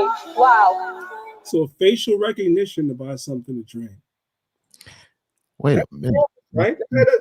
Reese, that's great. I'm gonna walk around with my pocketbook and my wallet. That is great. Go ahead, Zab. In my Kevin Hart voice. Wait a minute. So where the money coming from, brother? I'm just asking for a friend. Where the money coming from? Mm-hmm. That's all I want to ask, brother. Yeah. Okay. So let's go to the next slide. I want you guys to understand it's not harmless at all. So let's listen to somebody else from China explaining to you how this stuff works. This stuff is not, I said harmless. What the hell is going on with my spelling? Yeah, Salake. Anyway, let's listen to somebody else from China explaining to you exactly what's really going on, because that seemed harmless. That was, some of y'all sisters probably thought that was cute. I ain't got to walk around with this big pocketbook no more. I know you sisters don't be wanting to walk around with those big purses no more. Now, no, just let the machine scan your face, right? Okay, listen. Already have facial recognition cameras there. So if you jaywalked in Shenzhen, they would immediately detect that and send you a notification, and they would deduct money from your what they call WeChat account. So did you guys catch that? Because he's talking fast. In China, you have something called a WeChat account. That's where your money is. And everything around you is linked into that WeChat account and the facial recognition. So yes, when you go to the machine to buy a water or a soda, whatever like that, that comes out of your WeChat account. That's the harmless part. But if you jaywalk, that also comes out of your WeChat account. Hey, all you brothers and sisters that get traffic tickets that don't pay them, you don't go to court, you're like, I'm not showing up, I'm not paying that. That's out. You ain't seeing no judge. You don't have a court date, none of that stuff. Yo, the machine, the system takes the money out of your account. You guilty. That's it. You have no say. You have no day in court. That's over. That's the sinister side to it. When the people realize that they're in this, they're going to rebel. That's why they're trying to disarm the people. It's going to be too late, though. And this system is what? Already here. It's already here. I stopped it because this dude is talking super fast, but pay attention. Already have facial recognition cameras there. So if you jaywalked in Shenzhen, they would immediately detect that and send you a notification, and they would deduct money from your what they call WeChat account. They use two main apps, WeChat and Alipay. So you can actually deduct your money directly from your account. This is 4 years ago, so this is not like some sort of conspiracy theory. It's not something that's going to happen 10 years into the future. It's not dystopian. It's not some fake idea of dehumanization. It already exists. This happened pre-corona in China. And so this system in China that exists is extremely advanced. They can detect if it's a man or a woman. They can guess your age. They can detect what kind of car model it is, who the manufacturer is. This is a sort of technology that we see in all these dystopian sort of films and whatever. And people keep putting it off and thinking that it's in the films, meaning that they're warning you, listen carefully. I know I'm stopping it a lot. It's in the films because they always tell you in the movies first. Why? Because you're going to look at it as entertainment. That was great, but that could never happen. That's just movies. But they always tell you first. What I'm going to show you is what they tell you in the movies is what's here. When they tell you about it in the movies, it's what they're trying to perfect. but it's here now. The manufacturer is. This is the sort of technology that we see in all these dystopian sort of films and whatever, and people keep putting it off and thinking that this is something that's going to happen later in my kids' lifetime or my grandkids. It's already here. And if this gets implemented, What do you say? That's my title of my video. It's what? My grandkids. It's already here. Mhm. And if this gets implemented anywhere, especially in a Western nation, it's not going away. Israel is already talking about the 4th shot. Then they're going to be going to herpes. Israel is talking about what? 4th shot. That means that there's another pandemic coming. Okay. Mm-hmm. Israel is already talking about the 4th shot. Then they're going to be going to herpes, and they're going to ask if you're gay. They're going to be asking if you ate 3 pizzas this week because it's unhealthy. If you buy certain books in certain countries, your country doesn't like you, you'll lose points in the social credit score system. So this is already the reality. If you read certain books your country doesn't like the Bible, your social credit score will go down. Of the world in certain places, and we need to be aware of that if we don't want that or if we do. And to be perfectly honest, anybody who wants his passport, it's a misnomer. It's total control. Everything you do or don't do will be calculated. To the point where if they can detect your GPS signal, if you have a phone on you, they can detect who you're hanging out with. Oh, you're hanging out with somebody that said something bad 9 years ago on Weibo, okay, like a Chinese equivalent to Facebook or something like that, right? Oh, you lose 2 points. Oh, you bought Japanese. Does everybody see what's happening? This stuff is not harmless. Just understand that. Let's move on. Okay, well, people are like, that's China. China's communist. That's China. No. This stuff is taking place in so-called democratic countries as well, democracies as well. Let's look at Australia. Australia had some of the strictest scamdemic, plandemic laws and enforcement in the world when that was going on. I don't know if you guys know that. But let's look at Australia, another test ground for what's coming. Look. The government here says it is trying to purify society by rewarding those who are trustworthy and punishing those who are not. So like the credit score that most Americans get for how they handle their finances. Now, this is not about Australia. We're going to get to that in a minute. Sorry, I got the wrong slide here, but we're just going to continue. Let's go. Chinese citizens are now getting social credit scores based on everything from whether they pay their taxes on time to how they cross the street. When Leo Hu recently tried to book a flight, he was told he was banned from flying if you go, you can be banned from flying because of your social credit score. Because he's on the list of untrustworthy people. Leo was a journalist who was ordered by a court to apologize for a series of tweets he wrote and was then told his apology was insincere. And that's all he could do was apologize, because what do? They disarm the citizens. You can't rebel. You have to apologize. And after you apologize, they say that's not good enough. You finished. You still can't fly. I can't buy property. My child He can't buy property. Go to private school. His child can't go to private school. He says, you feel you're being controlled by the list all the time. And the list is now getting longer, as every Chinese citizen is being assigned a social credit score, a fluctuating rating based on a range of behaviors. It's believed that community service and buying Chinese-made products can raise your score. Fraud, tax evasion, and smoking in non-smoking areas can drop it. So again, a lot of people, this is not us as Israelites, but people that commit, let's say, fraud, people that commit tax evasion, those of our people that smoke cigarettes and stuff like that, when the system is implemented and they start taking points off your score and you can't do certain things, a lot of our people are going to wake up and be like, oh, hell no, but you already in it. It's too late. And they're trying to take your gun, so you can't do nothing about it. Right? Let's move on. Government here says that now we're dealing with Australia. Let's go. I'm going to have to fix that slide in a minute, but we'll do that later. Let's go. Third reading, the bill for an act to provide for the accreditation of entities in relation to digital IDs and to establish the Australian government digital ID system. So Australia is now coming up with a digital ID system similar to what China has. Listen. And for related purposes.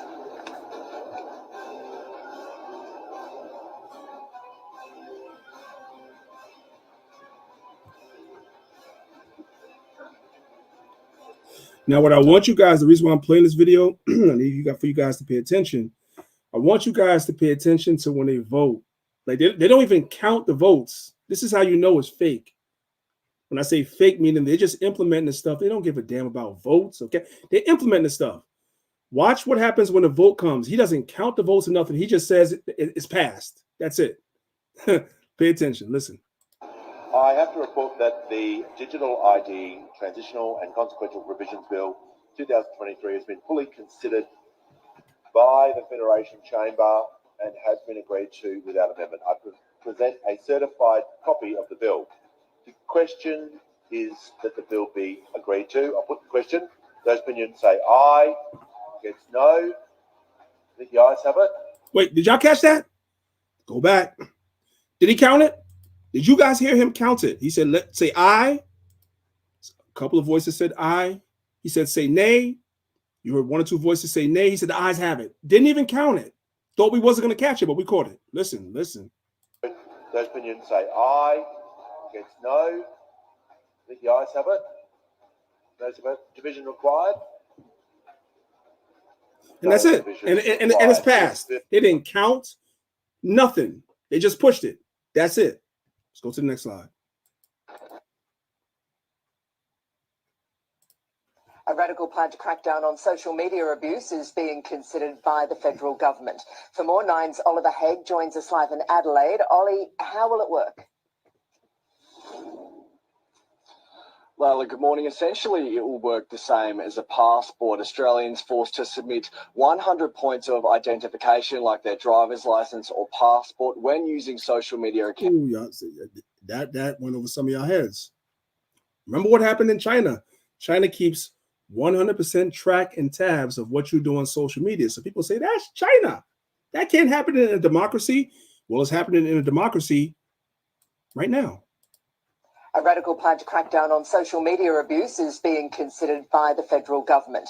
For more, Nine's Oliver Haig joins us live in Adelaide. Ollie, how will it work?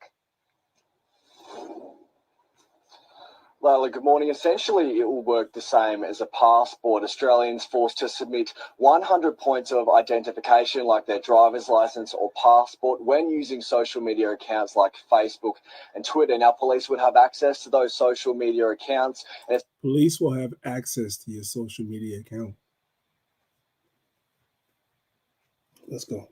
It's all part of a crackdown on online abuse. Now, users could be liable for defamation suits or even criminal prosecution. And it's all part of a plan hoping to deter people from engaging in bad behavior. Now, what is bad behavior? See, I want you guys to see how quickly he transitioned from bad behavior to something else. What is bad behavior? Listen. In bad behavior. Now, the recommend. He didn't explain what that was. What do you guys think that is? You know what? You want to know what bad behavior is? Y'all sitting here listening to what I'm talking about? Y'all going on Clubhouse, sitting in them rooms, listening to what we be talking about? Y'all going on YouTube and searching up Israelite videos and watching them? You brothers that be teaching on the highways and the byways, what you posting on Facebook, that's all bad behavior. Didn't explain it, but understand by them not explaining it, they're explaining it. Because they get to decide what bad behavior is. It's subjective. They can just make it up. Hope you guys understand. The dystopian future is not imagined. It's already here. It's already here. You become dehumanized when they start telling you what you can look at and what you can't look at. And they start telling you what bad behavior is. And it's subjective. It's up to them to decide what it is. It's already here. Recommendations were handed down by a federal parliamentary inquiry. They're reforms that are being considered by the Morrison government, with the chairman saying there is merit to remove the veil of being anonymous. Layla? They want to remove the veil of being anonymous, meaning like some people, there are some brothers and sisters that you go online and you say things, right? Even if it's, let's just talk, I'm not talking about people that go online and say messed up things, that people that go online and say lies. I'm talking about people that go online and say truths, but let's just say you might have a job where you don't really want your identity to be revealed. So your online presence is anonymous. You know, you make a YouTube page and come up with like a crazy name that doesn't really point back to you, or you have a Facebook page or Instagram page that doesn't really point back to you. You're anonymous. They want to get rid of that. They want to know who's saying what. You know what I'm saying? So you got to give all these different identifications, 100 points of identification in Australia to be able to use these social media platforms so they can monitor what you're saying. Where do you think that stuff is heading? It's heading towards where China is, where they can actually put that on your credit score, so forth and so on, right? That's where they want to go with this stuff. It's evil.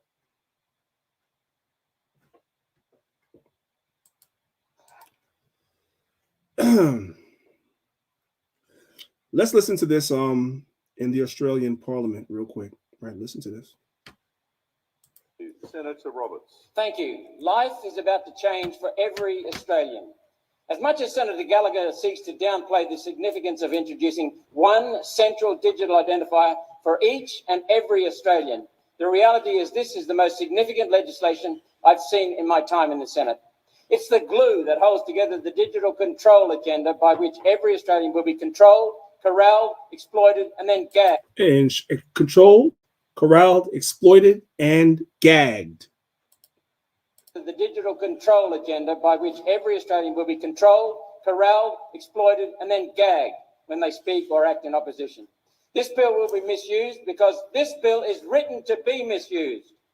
The government knows digital ID will be compulsory by the device of preventing access to government services, banking services, air travel, and major purchases for any. That went over your head. Okay, we got to go back and catch that. So if you are, let's go back. Let's go back. Listen again. The government knows digital ID will be compulsory by the device of preventing access to government services. So government services will be denied to you, just like in China, if they don't like what you're saying. Banking services. Banking services, your money can be denied to you in a digital ID system if they don't like what you're saying. Air travel. You can't fly if they don't like what you're saying. It's not dystopian. It's not fake, because we just saw that that's already happening in China. And now they're arguing about it in the Australian Parliament, saying, y'all trying to bring that here. It's already here. And major purchases. And major purchases, things that you buy, can be controlled if everything goes digital, because they'll have control and not you. They can watch what you do. And if they don't like it, you can't fly, you can't bank, you can't purchase. For any Australian who does not have a digital ID, the digital ID will in effect create a live data file. So also, you're going to have some people that's going to opt out, like, well, you know what? I know what that is. I don't want it. Well, if you don't want it, if you don't get it, you still can't bank. You still can't fly. You still can't purchase nothing. Does that sound like Bible to y'all? That sounds familiar. That sounds familiar. We'll get there soon. It sounds familiar. Does not have a digital ID. The digital ID will in effect create a live data file of your movements, purchases, accounts, and associates, containing reference to every piece of data being held in the private and government sector. That's what's in China. I told y'all, people think it's just China. No. Australia, Europe, Canada, America, for sure. So what you see in China is important. You need to watch that. And you'll never see this on the mainstream news. This is how they're going to freeze. One of the ways they're going to freeze those of us that's in the truth. This is one of the ways they're going to freeze us out. And this is when we as Israelites, in this truth, are going to have to make that choice. The Bible is very clear about those that opt into the system. It's very clear what's going to happen to you. You're going to be destroyed. If I opt into the system, I'm going to be destroyed. So the time of choice is coming. That's why I always tell brothers and sisters, we need to build ourselves up in our faith. And also there are certain things. That's why Zephaniah 2:1 speaks about gathering ourselves together. All this division is, I'm just going to, sorry, children, all this bullshit in Israel with all this division and all this stuff is crazy to me. When this is being planned, and it's going to affect all of us in all camps. We need to be coming together to figure out in this system, for those of us that opt out, how are we going to function? What are we going to do? These are the conversations that need to happen within camps, amongst the bodies that are together within a camp, an organization. And these are also conversations that should happen intra-camp between, let's just say that you're Lions of Israel, but you are in a city where you might be the only person or only a couple of y'all, but there's another camp that has a bigger presence, right? But you know that you're good with them because you're LOI with, and our camp said, we're cool. Like, these are the conversations that are supposed to be happening because it's coming. It's already here and it's coming down the pipe. And it's every day the system is getting more advanced and it's definitely going to be implemented and utilized. This is the conversation we need to be having. And this Edomite, this devil, because understand something. This is going to affect Edomites too in every other nation as well. So these Edomites in this damn parliament, they see what's coming. They're not sounding the alarm, worried about us. It's not about us. They're worried about themselves because the elites of their own society don't give a damn about them either. We're just using information to show y'all that, yeah, it's coming. God, hey, you want to see something out there? Yeah. Yeah. I just wanted to bring something out in the scripture. What you said was you said this before, but it's a good point to bring back up. You remember, I want to say during the scamdemic when it was popping off, the truckers who bring food in and out through Canada and America, they band together because they was anti the jab. You remember that? Gone, yeah, of course. And the Canadian government shut down their bank accounts. Yep. So that's just to show you that digital ID, it's here in some way, shape, or form, right? It's already here. They might not call it the digital ID, but they know through your banking system that they could get you, right? And what the priest said about you being in a congregation, that's good. You have to be in a congregation. Individualites, they're going to fall to the wayside because they won't have nobody to, congregate with. But at the same time, you have to check yourself, like it says in the book of 2 Corinthians chapter 13, verse 5. It says to examine yourselves whether ye be in the faith, because your faith will be tested when the enemy's knocking at your door, right? It says, prove your own selves. Know ye not your own selves how that Yahushua Christ is in you, except you be reprobates. How you going to know if Yahushua is in you? You got to be faithful unto death. That's what Yahushua did. He was faithful unto death. Now, are we saying that when the time comes, we're all going to be gung-ho, right? Like we Captain America, like we super Israelites? Nah, because nobody knows but the Most High and your spirit when the time of proving comes. But it's good to start getting in that spirit and examine yourselves and know, hey, what are we going to do if there's no food? Because like the priest said, if you take that mark or if you enroll into that system, the end there, which is death, your soul is, you're going to be taken out once you choose to follow the image of the beast, right? So now you got to look at yourself, look at your family, and examine yourselves and say, okay, we're going to take a stand. Our faith is in Yahweh Shai. What are we going to do? So these lessons that the priest is bringing out is very educational, but you got to examine yourselves and you got to make that decision now. Don't wait till the flood come. Don't wait till the persecution come before you start thinking, well, what am I going to do? Do it now. Make a resolve now. I just wanted to bring that out, priest. Kind of all praises, all praises. Give me 1 second. I'm trying to do something real quick before we continue. I already see that we're not. I'm definitely not. Wait, let's see how many slides I got. Me, yes. No, I don't think I'm gonna get through everything, but that's okay.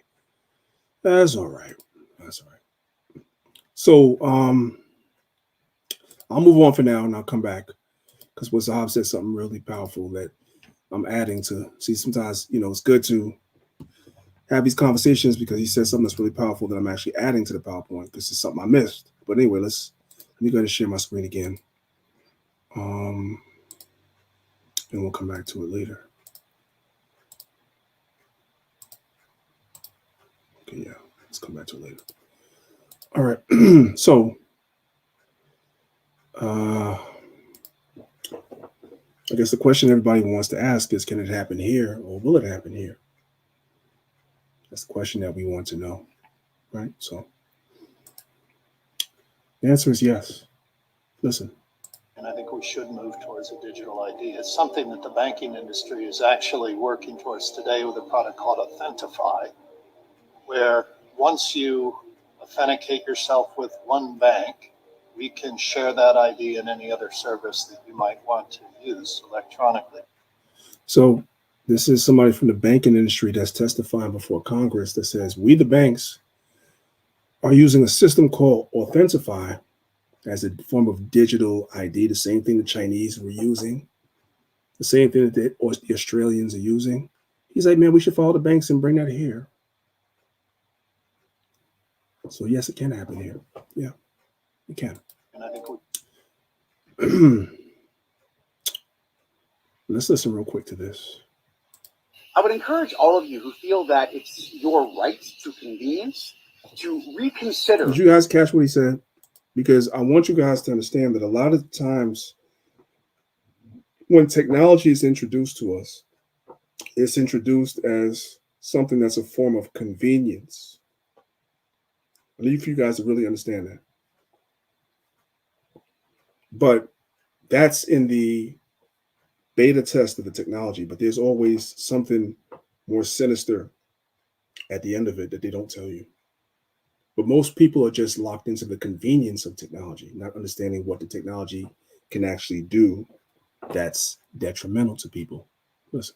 All of you who feel that it's your right to convenience to reconsider and rethink that particular life philosophy. I'll tell you why. Because digital identification is coming, Canada and America, whether you like it or not.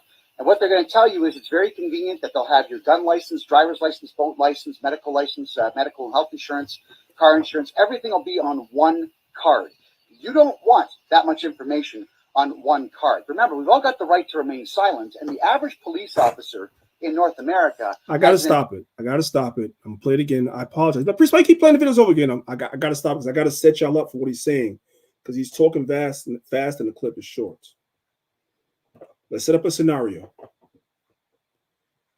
You get pulled over by a police officer for a traffic violation. Let's say you ran a stop sign, you ran a red light, you were driving 5-10 miles over the speed limit, you get pulled over by a police officer. If there's something called digital ID, remember that the original reason why you got pulled over was for a traffic violation. But with a digital ID, all of your information, your bank information, your car insurance information, your everything is on this one digital ID. Everything about you is on this digital ID. So that police officer, there's a lot of videos on TikTok where people get pulled over and they don't want to even give the police their ID. They're trying to get rid of that and come with a digital ID. Now, when that police officer pulls you over for a traffic violation, he's going to know whether you paid your car insurance, whether you was late for paying this, if you paid that, if you didn't pay this, if you did, he's going to know everything about you with this digital ID that you got because you thought it was convenient. You thought it was cute. No. It's going to snitch on you. It's going to tell on you. You might have got pulled over. You might have got pulled over for a daggone traffic violation, but there might be something else that you didn't do that has nothing to do with the traffic violation that's going to be on that digital ID that's going to cause you problems. It's going to tell on you. That's what he's trying to tell you. I would encourage all of you who feel that it's your right to convenience to reconsider and rethink that particular life philosophy. I'll tell you why. Because digital identification is coming, Canada and America, whether you like it or not. And what they're going to tell you is it's very convenient that they'll have your gun license, driver's license, boat license, medical and health insurance, car insurance. Everything will be on one card. You don't want that much information. You got pulled over for running a stop sign, and the cop is sitting there and they're telling you, why didn't you pay your car insurance? Why are you late? Y'all want that? information on one card. Remember, we've all got the right to remain silent, and the average police officer. You don't have the right to remain silent if everything is on a digital ID card, because he don't have to ask you, or she don't have to ask you no questions. There's no such thing. Do you guys understand the technology is circumventing? It's going around. Circumvent means to go around. The technology is going around your right to remain silent by all your information being on a digital ID now. He don't have to ask you no questions. Right to remain silent, and the average police officer in North America has an intelligence quotient less than 90 and egos that are incredibly fragile. So now what you're going to do is have all this identification, all of this on one little card that some guy with body armor and a gun and the brains of a gnat going through it and finding things to prosecute you for simply because he has an ego issue, but at the same time because he has access to everything about you. You have to say no to this stuff and keep all your ID cards completely separate. But do you guys understand where I'm going with this? Do you guys understand the track of the lesson today? I'm sure going all the way back to what I showed y'all with Kamala Harris and all these laws they understand that when people wake up to what we already know, they're going to bug out. What they thought was just conveniences of modern technology is really being built to control them and ultimately destroy them. When by the time the average person wakes up and wants to rebel, you're not going to be able to rebel against that system. We understand these things. We understand that's why we're going to need Yahweh Shai. But many of our people don't understand. And that's also why the Bible prophesies that there's going to be seditions. And the people are not going to hearken to the voice of a king or prince saying, don't rebel, because they're going to know we're going to rebel against you because these laws are BS. These technologies are BS. You presented them to us in the form of something that was being convenient, but it's destroying us. It's controlling us. And people are going to bug out. And this harkens back to Romans chapter 13, where Paul speaks about not obeying the powers that be. That chapter, maybe I have to do that next week. That chapter is not saying you got to obey the government. If the government tells you to take a damn shot, you got to take a shot. That's not what it's talking about. It's talking about rising up in arms against the government, which is what the Israelites were doing in Rome. That's what they kept doing. Every time the Romans would come down with something, the Israelites would rebel. That's why you have a whole thing in history called the Jewish-Roman Wars. We were constantly rebelling against Rome. But the Most High raised Rome for our destruction, our punishment. Such as now, when people finally realize what's really going on, they're going to want to rebel. The Bible is warning us in Romans 13 that we should not involve ourselves with these seditions and these rebellions that are going to go on against the government when people wake up. We as Israelites are not supposed to be involved in that. Because you're being warned now, just like them so-called Jews and other people that were warned on 9/11 not to go to the building before it happened. You Israelites are being warned that there's going to be seditions. People are going to wake up to this stuff after a while and rebel. You're not supposed to be a part of that. Yahweh Shai is going to come and deliver us. That's it. You can defend yourself and your family and your property, so forth and so on. But all the seditions that are going on outside of that, you're not supposed to be involved in that at all. You know it's coming. Prepare yourself from now. Consider the ant. Anyway, let's move on. So, priest, we shouldn't be on the footsteps of the Capitol like January 6th? No January 6th Israelites. No January 6th Israelites. Nah, not at all. All right. So can it happen here? Look at it. Look at it. The TSA is now accepting digital IDs from travelers in 9 states. There's already digital IDs in 9 states, guys. It's already here. Is now accepting digital IDs from travelers in 9 states. In order for the ID to be accepted at the TSA checkpoints, it has to be issued by one of these 9 states: California, New York, Georgia, Arizona, Maryland, Colorado, Louisiana, Iowa, and Utah. For more information on how to get the Now, more on the dystopian future in film. They show you these things in film. How many of you guys remember Some of you guys might be too young, but I think most of you guys remember there was a film that came out June 17, 2002. Tom Cruise. Some of y'all sisters, before y'all came in the truth, y'all thought Tom Cruise was a hunk. Y'all said he was the sexiest man alive. And some of y'all sisters too. Y'all need to repent. Y'all sisters that thought, you need to repent. But anyway, this is from a film called Minority Report with Tom Cruise that came out in 2002. Let's look. Oh, by the way, this is retina scans. And they told you about this 22 years ago. And we thought it was just entertaining. Like, yeah, that's cool. This is not cool. A road diverges in the desert. Lexus. The road you're on, John Anderton, is the one less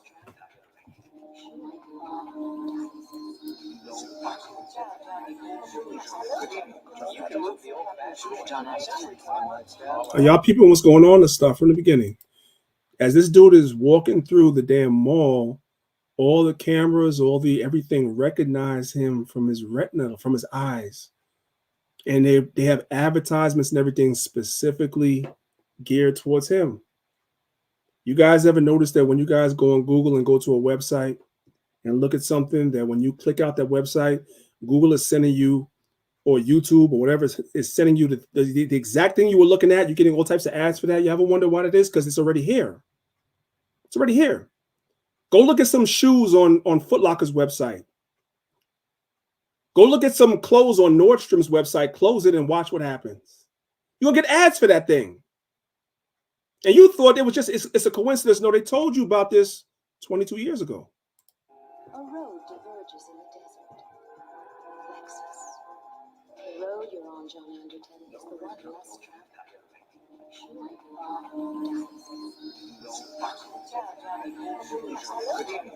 See, it's scanning his eyes. If y'all paying attention, see? It recognizes his eyes. It's a retina scan.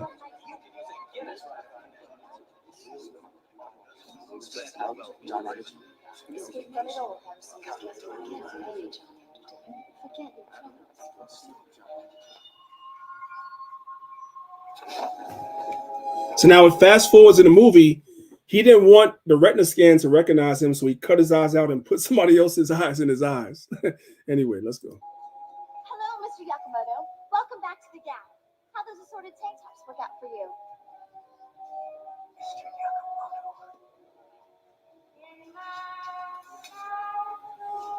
Hey, Miss Balfour, did you come back for another pair of those chamois lace-ups?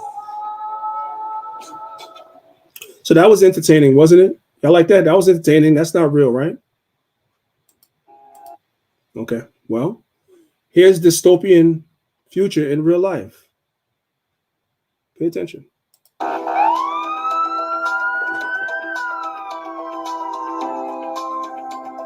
So you get pulled over by the police. They ask you for your ID. You give them your digital ID with the phone. Now he knows everything about you. Everything about you. Great. Wonderful. Go for a job. And you do the retina scan. That's Minority Report. That was 22 years ago. But it's here. Okay.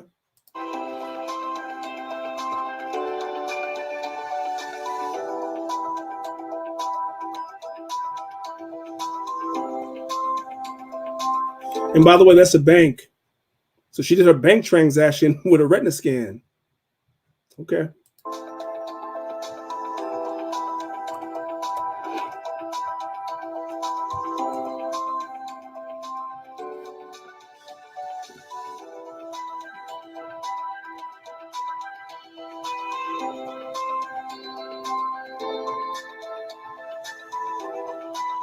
What's that word on the screen right there? What does everybody see? What's that word right there? Convenient. You guys see how they push it? You guys see how they market it? They market it as being convenient, but it's satanic and it's evil. But a lot of people are going to fall for it, for that one word. That's just that one word right there is why a lot of people are going to fall for it. And what we're telling you, because time is of the essence, I got to wind up shortly. What we're telling you, what Lines of Israel is telling you, what most teachers are telling you, don't fall for it. Don't fall for it. It's not convenient. Of course, we live in a society, so sometimes we have to use the technologies that are available to us, but don't get so comfortable with the technology and think, well, it's convenient. No, you know that it's convenient for now, but in the future, it's going to be used against you. Don't fall asleep.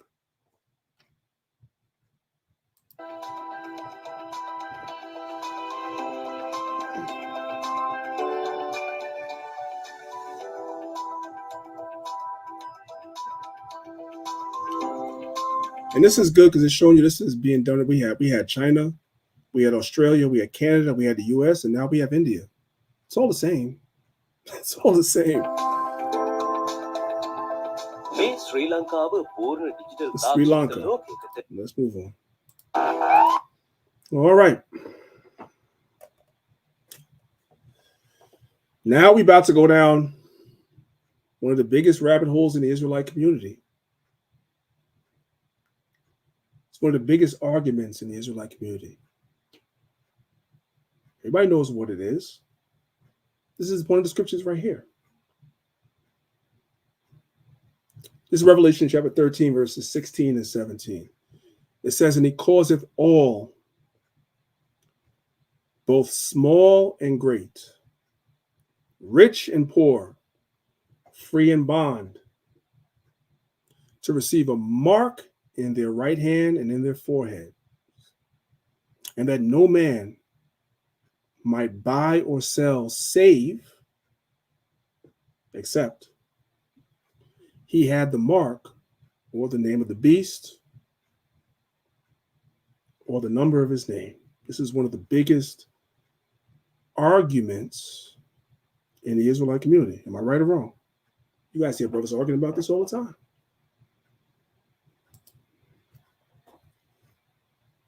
But before we get to the argument, first of all, we have to understand vocabulary. Again, vocabulary means everything. Sometimes I say to myself, I think brothers and sisters skip vocabulary class altogether, because there's all types of literary devices and different things in the Bible that I don't think people recognize. I need for everybody to understand the difference between these two words. The main difference between the word esoteric and exoteric. Some of you guys never heard of either or. Like, what is that? Well, it's accessibility and prevalence of knowledge practices. So first of all, let's read esoteric, the definition of esoteric. Esoteric is private, obscure, exclusive knowledge that is difficult to understand. I'll just leave it there. I'm going to read the whole thing. That's esoteric. And exoteric means knowledge that is widespread and accessible and shared among the general public. What I need for you brothers and sisters to understand is this scripture right here, Revelation 13, 16 and 17, has esoteric understanding and exoteric, meaning information that's being spread that everybody's aware of and everybody has seen. I need for you guys, I'm going to come out for a second. If you understand what I just said, I need for you to put one in the chat. I need for everybody, if you understood what I just said, I need to see one in the chat. If what I just said, just the last thing I just said about esoteric and exoteric doesn't make sense, put two. If what I said made sense, put one in the chat, please. I want to make sure you guys are with me.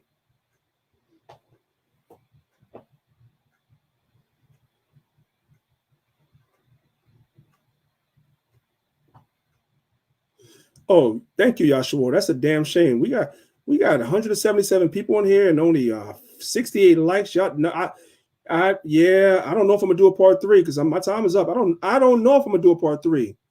I'm gonna come out in a minute and check my damn likes. If my likes are not where I like them, I'm not doing a part 3. Y'all can look into this yourself. Get them likes up, man. Stop playing with me. Get the likes up. Let's come back. Now I'm about to end the class momentarily. So you have esoteric or obscure understanding of certain things. And you have exoteric, meaning widespread, accessible, and shared knowledge about among the general public. I'm going to tell you guys that there is both an exoteric and an esoteric understanding of Revelations 13 and 16. I don't know why Israelites argue about it. There's literally thousands of videos online showing you that the white man is experimenting with putting chips in people, in their hands and in their brains via Elon Musk with Neuralink. There are thousands of videos. That is called exoteric. It's right there. It's being shared amongst the general public. It's on YouTube. It's on TikTok. I don't understand why people try to act like that don't exist. Literally in your hand and your head, just like Revelation says.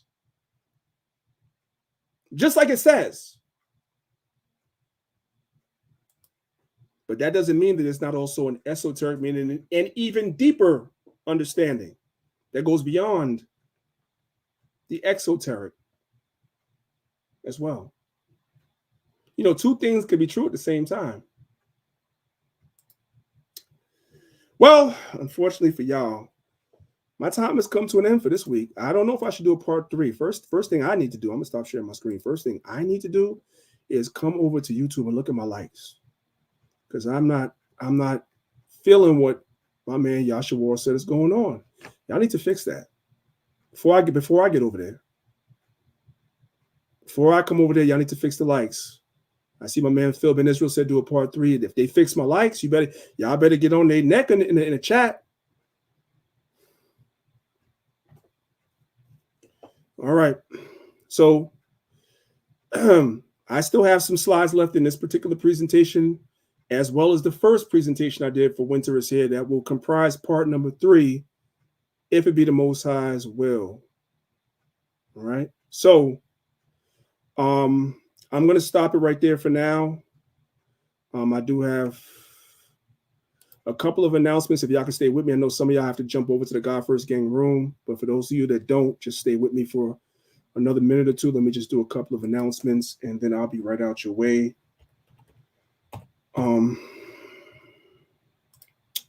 What in the French toast is going on here? Google is crazy. Okay.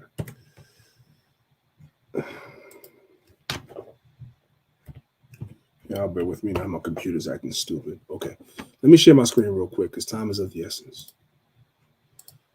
Okay.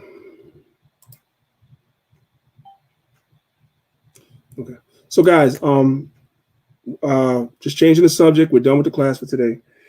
Changing the subject. I need for you guys. This is our website, thelionsofisrael.com. I'm sure some of you guys know. Maybe some of you guys are new here. You don't know. This is our website, thelionsofisrael.com.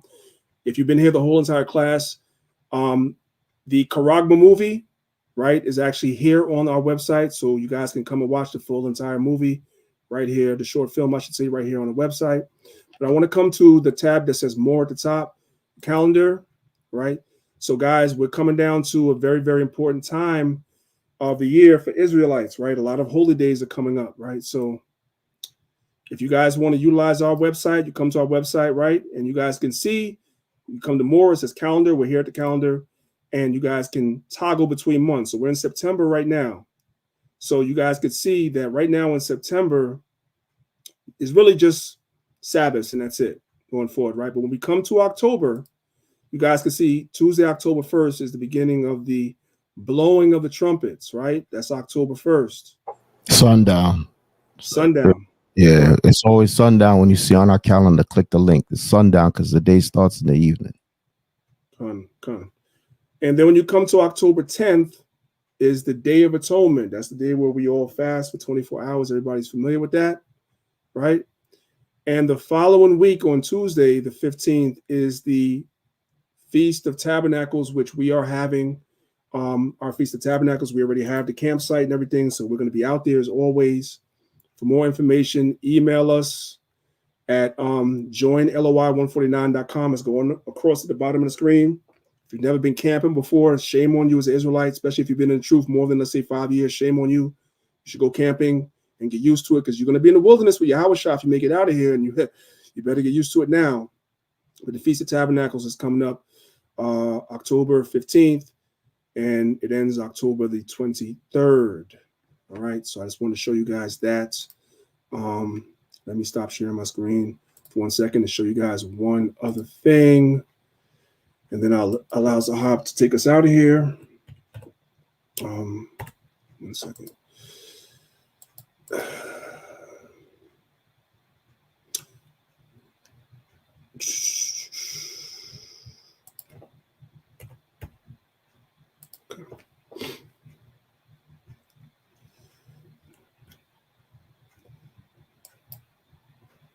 If you do plan on coming out for Tabernacles, it's a beautiful event, man. I would highly recommend it. We're going to have a big service the first day, like the scripture says, a holy convocation, and also on the 8th day. Okay. Shout out to my brother Roy, the chef. Shout out to my brother Naviel, servant. There's a big experience that's going on in LA in California for my West Coast Israelites. There's a big event going on the November the 9th. All right, you have to RSVP. There's the address right there. So if you are on the West Coast, if you're in the vicinity of LA, make sure you pull up to this music event. It's going to be a beautiful thing. I'm hearing a lot of big names are going to be there besides Roy the chef, besides Naviel servant, aka Humble. I'm hearing a lot of other Israelites are going to be in the building. It's going to be a glorious event. So let's go out there and support our brothers for that. Priest Danyaahla has not been to California since 2020. So I would love to go. I don't know if it's going to happen, but I'd love to go. We're going to see what's going to happen, see how the Most High move. And last but not least, before I turn it over to Elder Zahab, I just want to take a moment to thank everybody that's been, I guess I should share my screen one more time. I want to thank everybody that's been supporting us, right? So you guys see the Cash App on the screen that's going across, but also, let me come back to the homepage, right? When you come to this tab, it says more, and there's a tab that says donations. So we have several ways that you can actually donate to the camp if the Most High moves you to do that, right? You can do it via PayPal. You come to our website, thelionsofisrael.com, click on more donations. You can do it via PayPal. You can do it via Zelle, via Cash App. And I think we're one of the first camps, right, that you can actually donate to the camp via crypto as well, right? You have the thing right there that you just scan on your phone, and you can donate that way as well. I appreciate every brother and sister that has been donating to us. I don't give a damn if it's $1 or $50 or $100 that's been donating to us. It definitely helps us. It goes a long way. And if you're not able to donate financially, the ones of you that just come to the YouTube, drop a comment, encourage us, and let us know that we're going in the right direction and support us. I appreciate y'all. All right, so Elder Zahab, I'm gonna let you have the last word. I think I'm pretty much complete. Khan, beautiful class today, King. I just wanted to add on to that. Next week, if it be the Lord will, I'm going to be premiering new music. I have a new album coming out, and the music that I'm going to premiere next week, it will be with our brother Humble, aka Naviel, right? He's having the concert coming up with Rohe, so it's only right that I match the energy, and I got music with him coming out. So be on the lookout for that next week, if it be the Lord will. And again, subscribe to our website, brothers and sisters, so that way you stay in the know, right? That's pretty much it for me, priest. Most High bless y'all. Y'all have a blessed Shabbat. All right, brothers and sisters. So Most High we'll see you guys here next week, 10 a.m. Eastern Standard Time. Guys, try to be on time. I'm going to do my best to do part 3 and get through the rest of what I did not get through today. All right. Most High will, unless something else comes up that's more important to teach, I'm going to do that next week. So guys, be on time. Spread the word. Tell people to go back and watch the first 2 videos on our YouTube, and That way they'll be right caught up with what we're going to talk about next week. All right. So with that being said, it's your brother Priest Danyaahla, Elder Zahab, representing Lions of Israel, Maccabeestv. If you are watching this video, you have not hit the like button. That's wicked as hell. Repent, believe the gospel.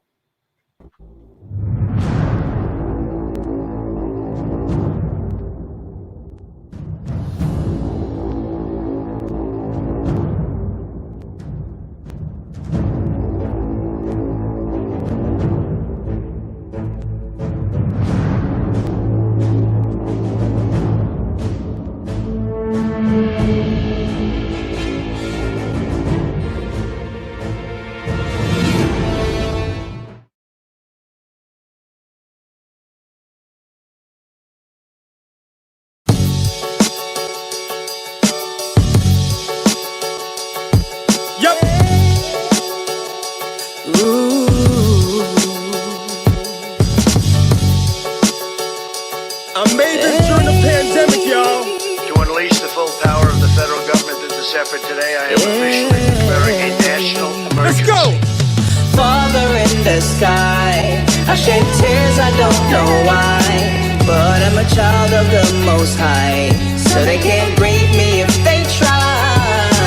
Father in the sky, I shed tears, I don't know why, but I'm a child of the Most High, so they can't break me if they try. The curses, the plagues, is it all a dream? Nope. The curfew, the troops, the world's on quarantine. Damn. The social, the 6 degrees of separation. The troubles of Jacob, the need for preparation. My vision is focused, I won't speed a rush. And if there's hate in your blood, then you need a flush. Yes, the priest is back, the Most High be praised. I'm making them sick, this song is 5G waves. As real as they come, won't find no fugazi. A man amongst men, so Gail and Oprah hate me. And Jesus had warrants. Paul wrote letters to Corinth. And Esau is red, and Donald Trump is orange. The faces, the gestures, that cat is so comedic. Corona, the virus, the plagues is sent on Egypt. We were slaves, led away to other gods. I ain't preaching shy, I'm killing them with current laws. Father in the sky, I shed tears, I don't know why, but I'm a child of the Most High, so they can't break me if they try. Father in the sky, I shed tears, I don't know why, but I'm a child of the Most High, so they can't break me if they try. The riches, the fame, is it all for Skrilla? The mask and the gloves so COVID doesn't kill you. The panic, the fear, the news is so fallacious. The Isley, the brothers, they say it's so contagious. The doctors, the nurses, the need for ventilators. The 1,200 cash they gave to stimulators. The signs and the warnings, don't forget the scriptures. Prevention and cure funded by special interests. Still in the streets, surely. Some say that he's worldly. Flow is sick like why Tekashi got released early. The judges, the lawyers, they say there's no defense. Season 8 Game of Thrones, cause it don't make no sense. And that's the rundown, TV is saturated. The fear is the push to get us vaccinated. We were slaves, led away to other gods. I ain't preaching shy, I'm killing them with current laws. Father in the sky, I shed tears, I don't know why, but I'm a child of the Most High, so they can't break me if they try. Father in the sky, like I shed tears, I don't know why, but I'm a child of the Most High, so they can't break me if they try.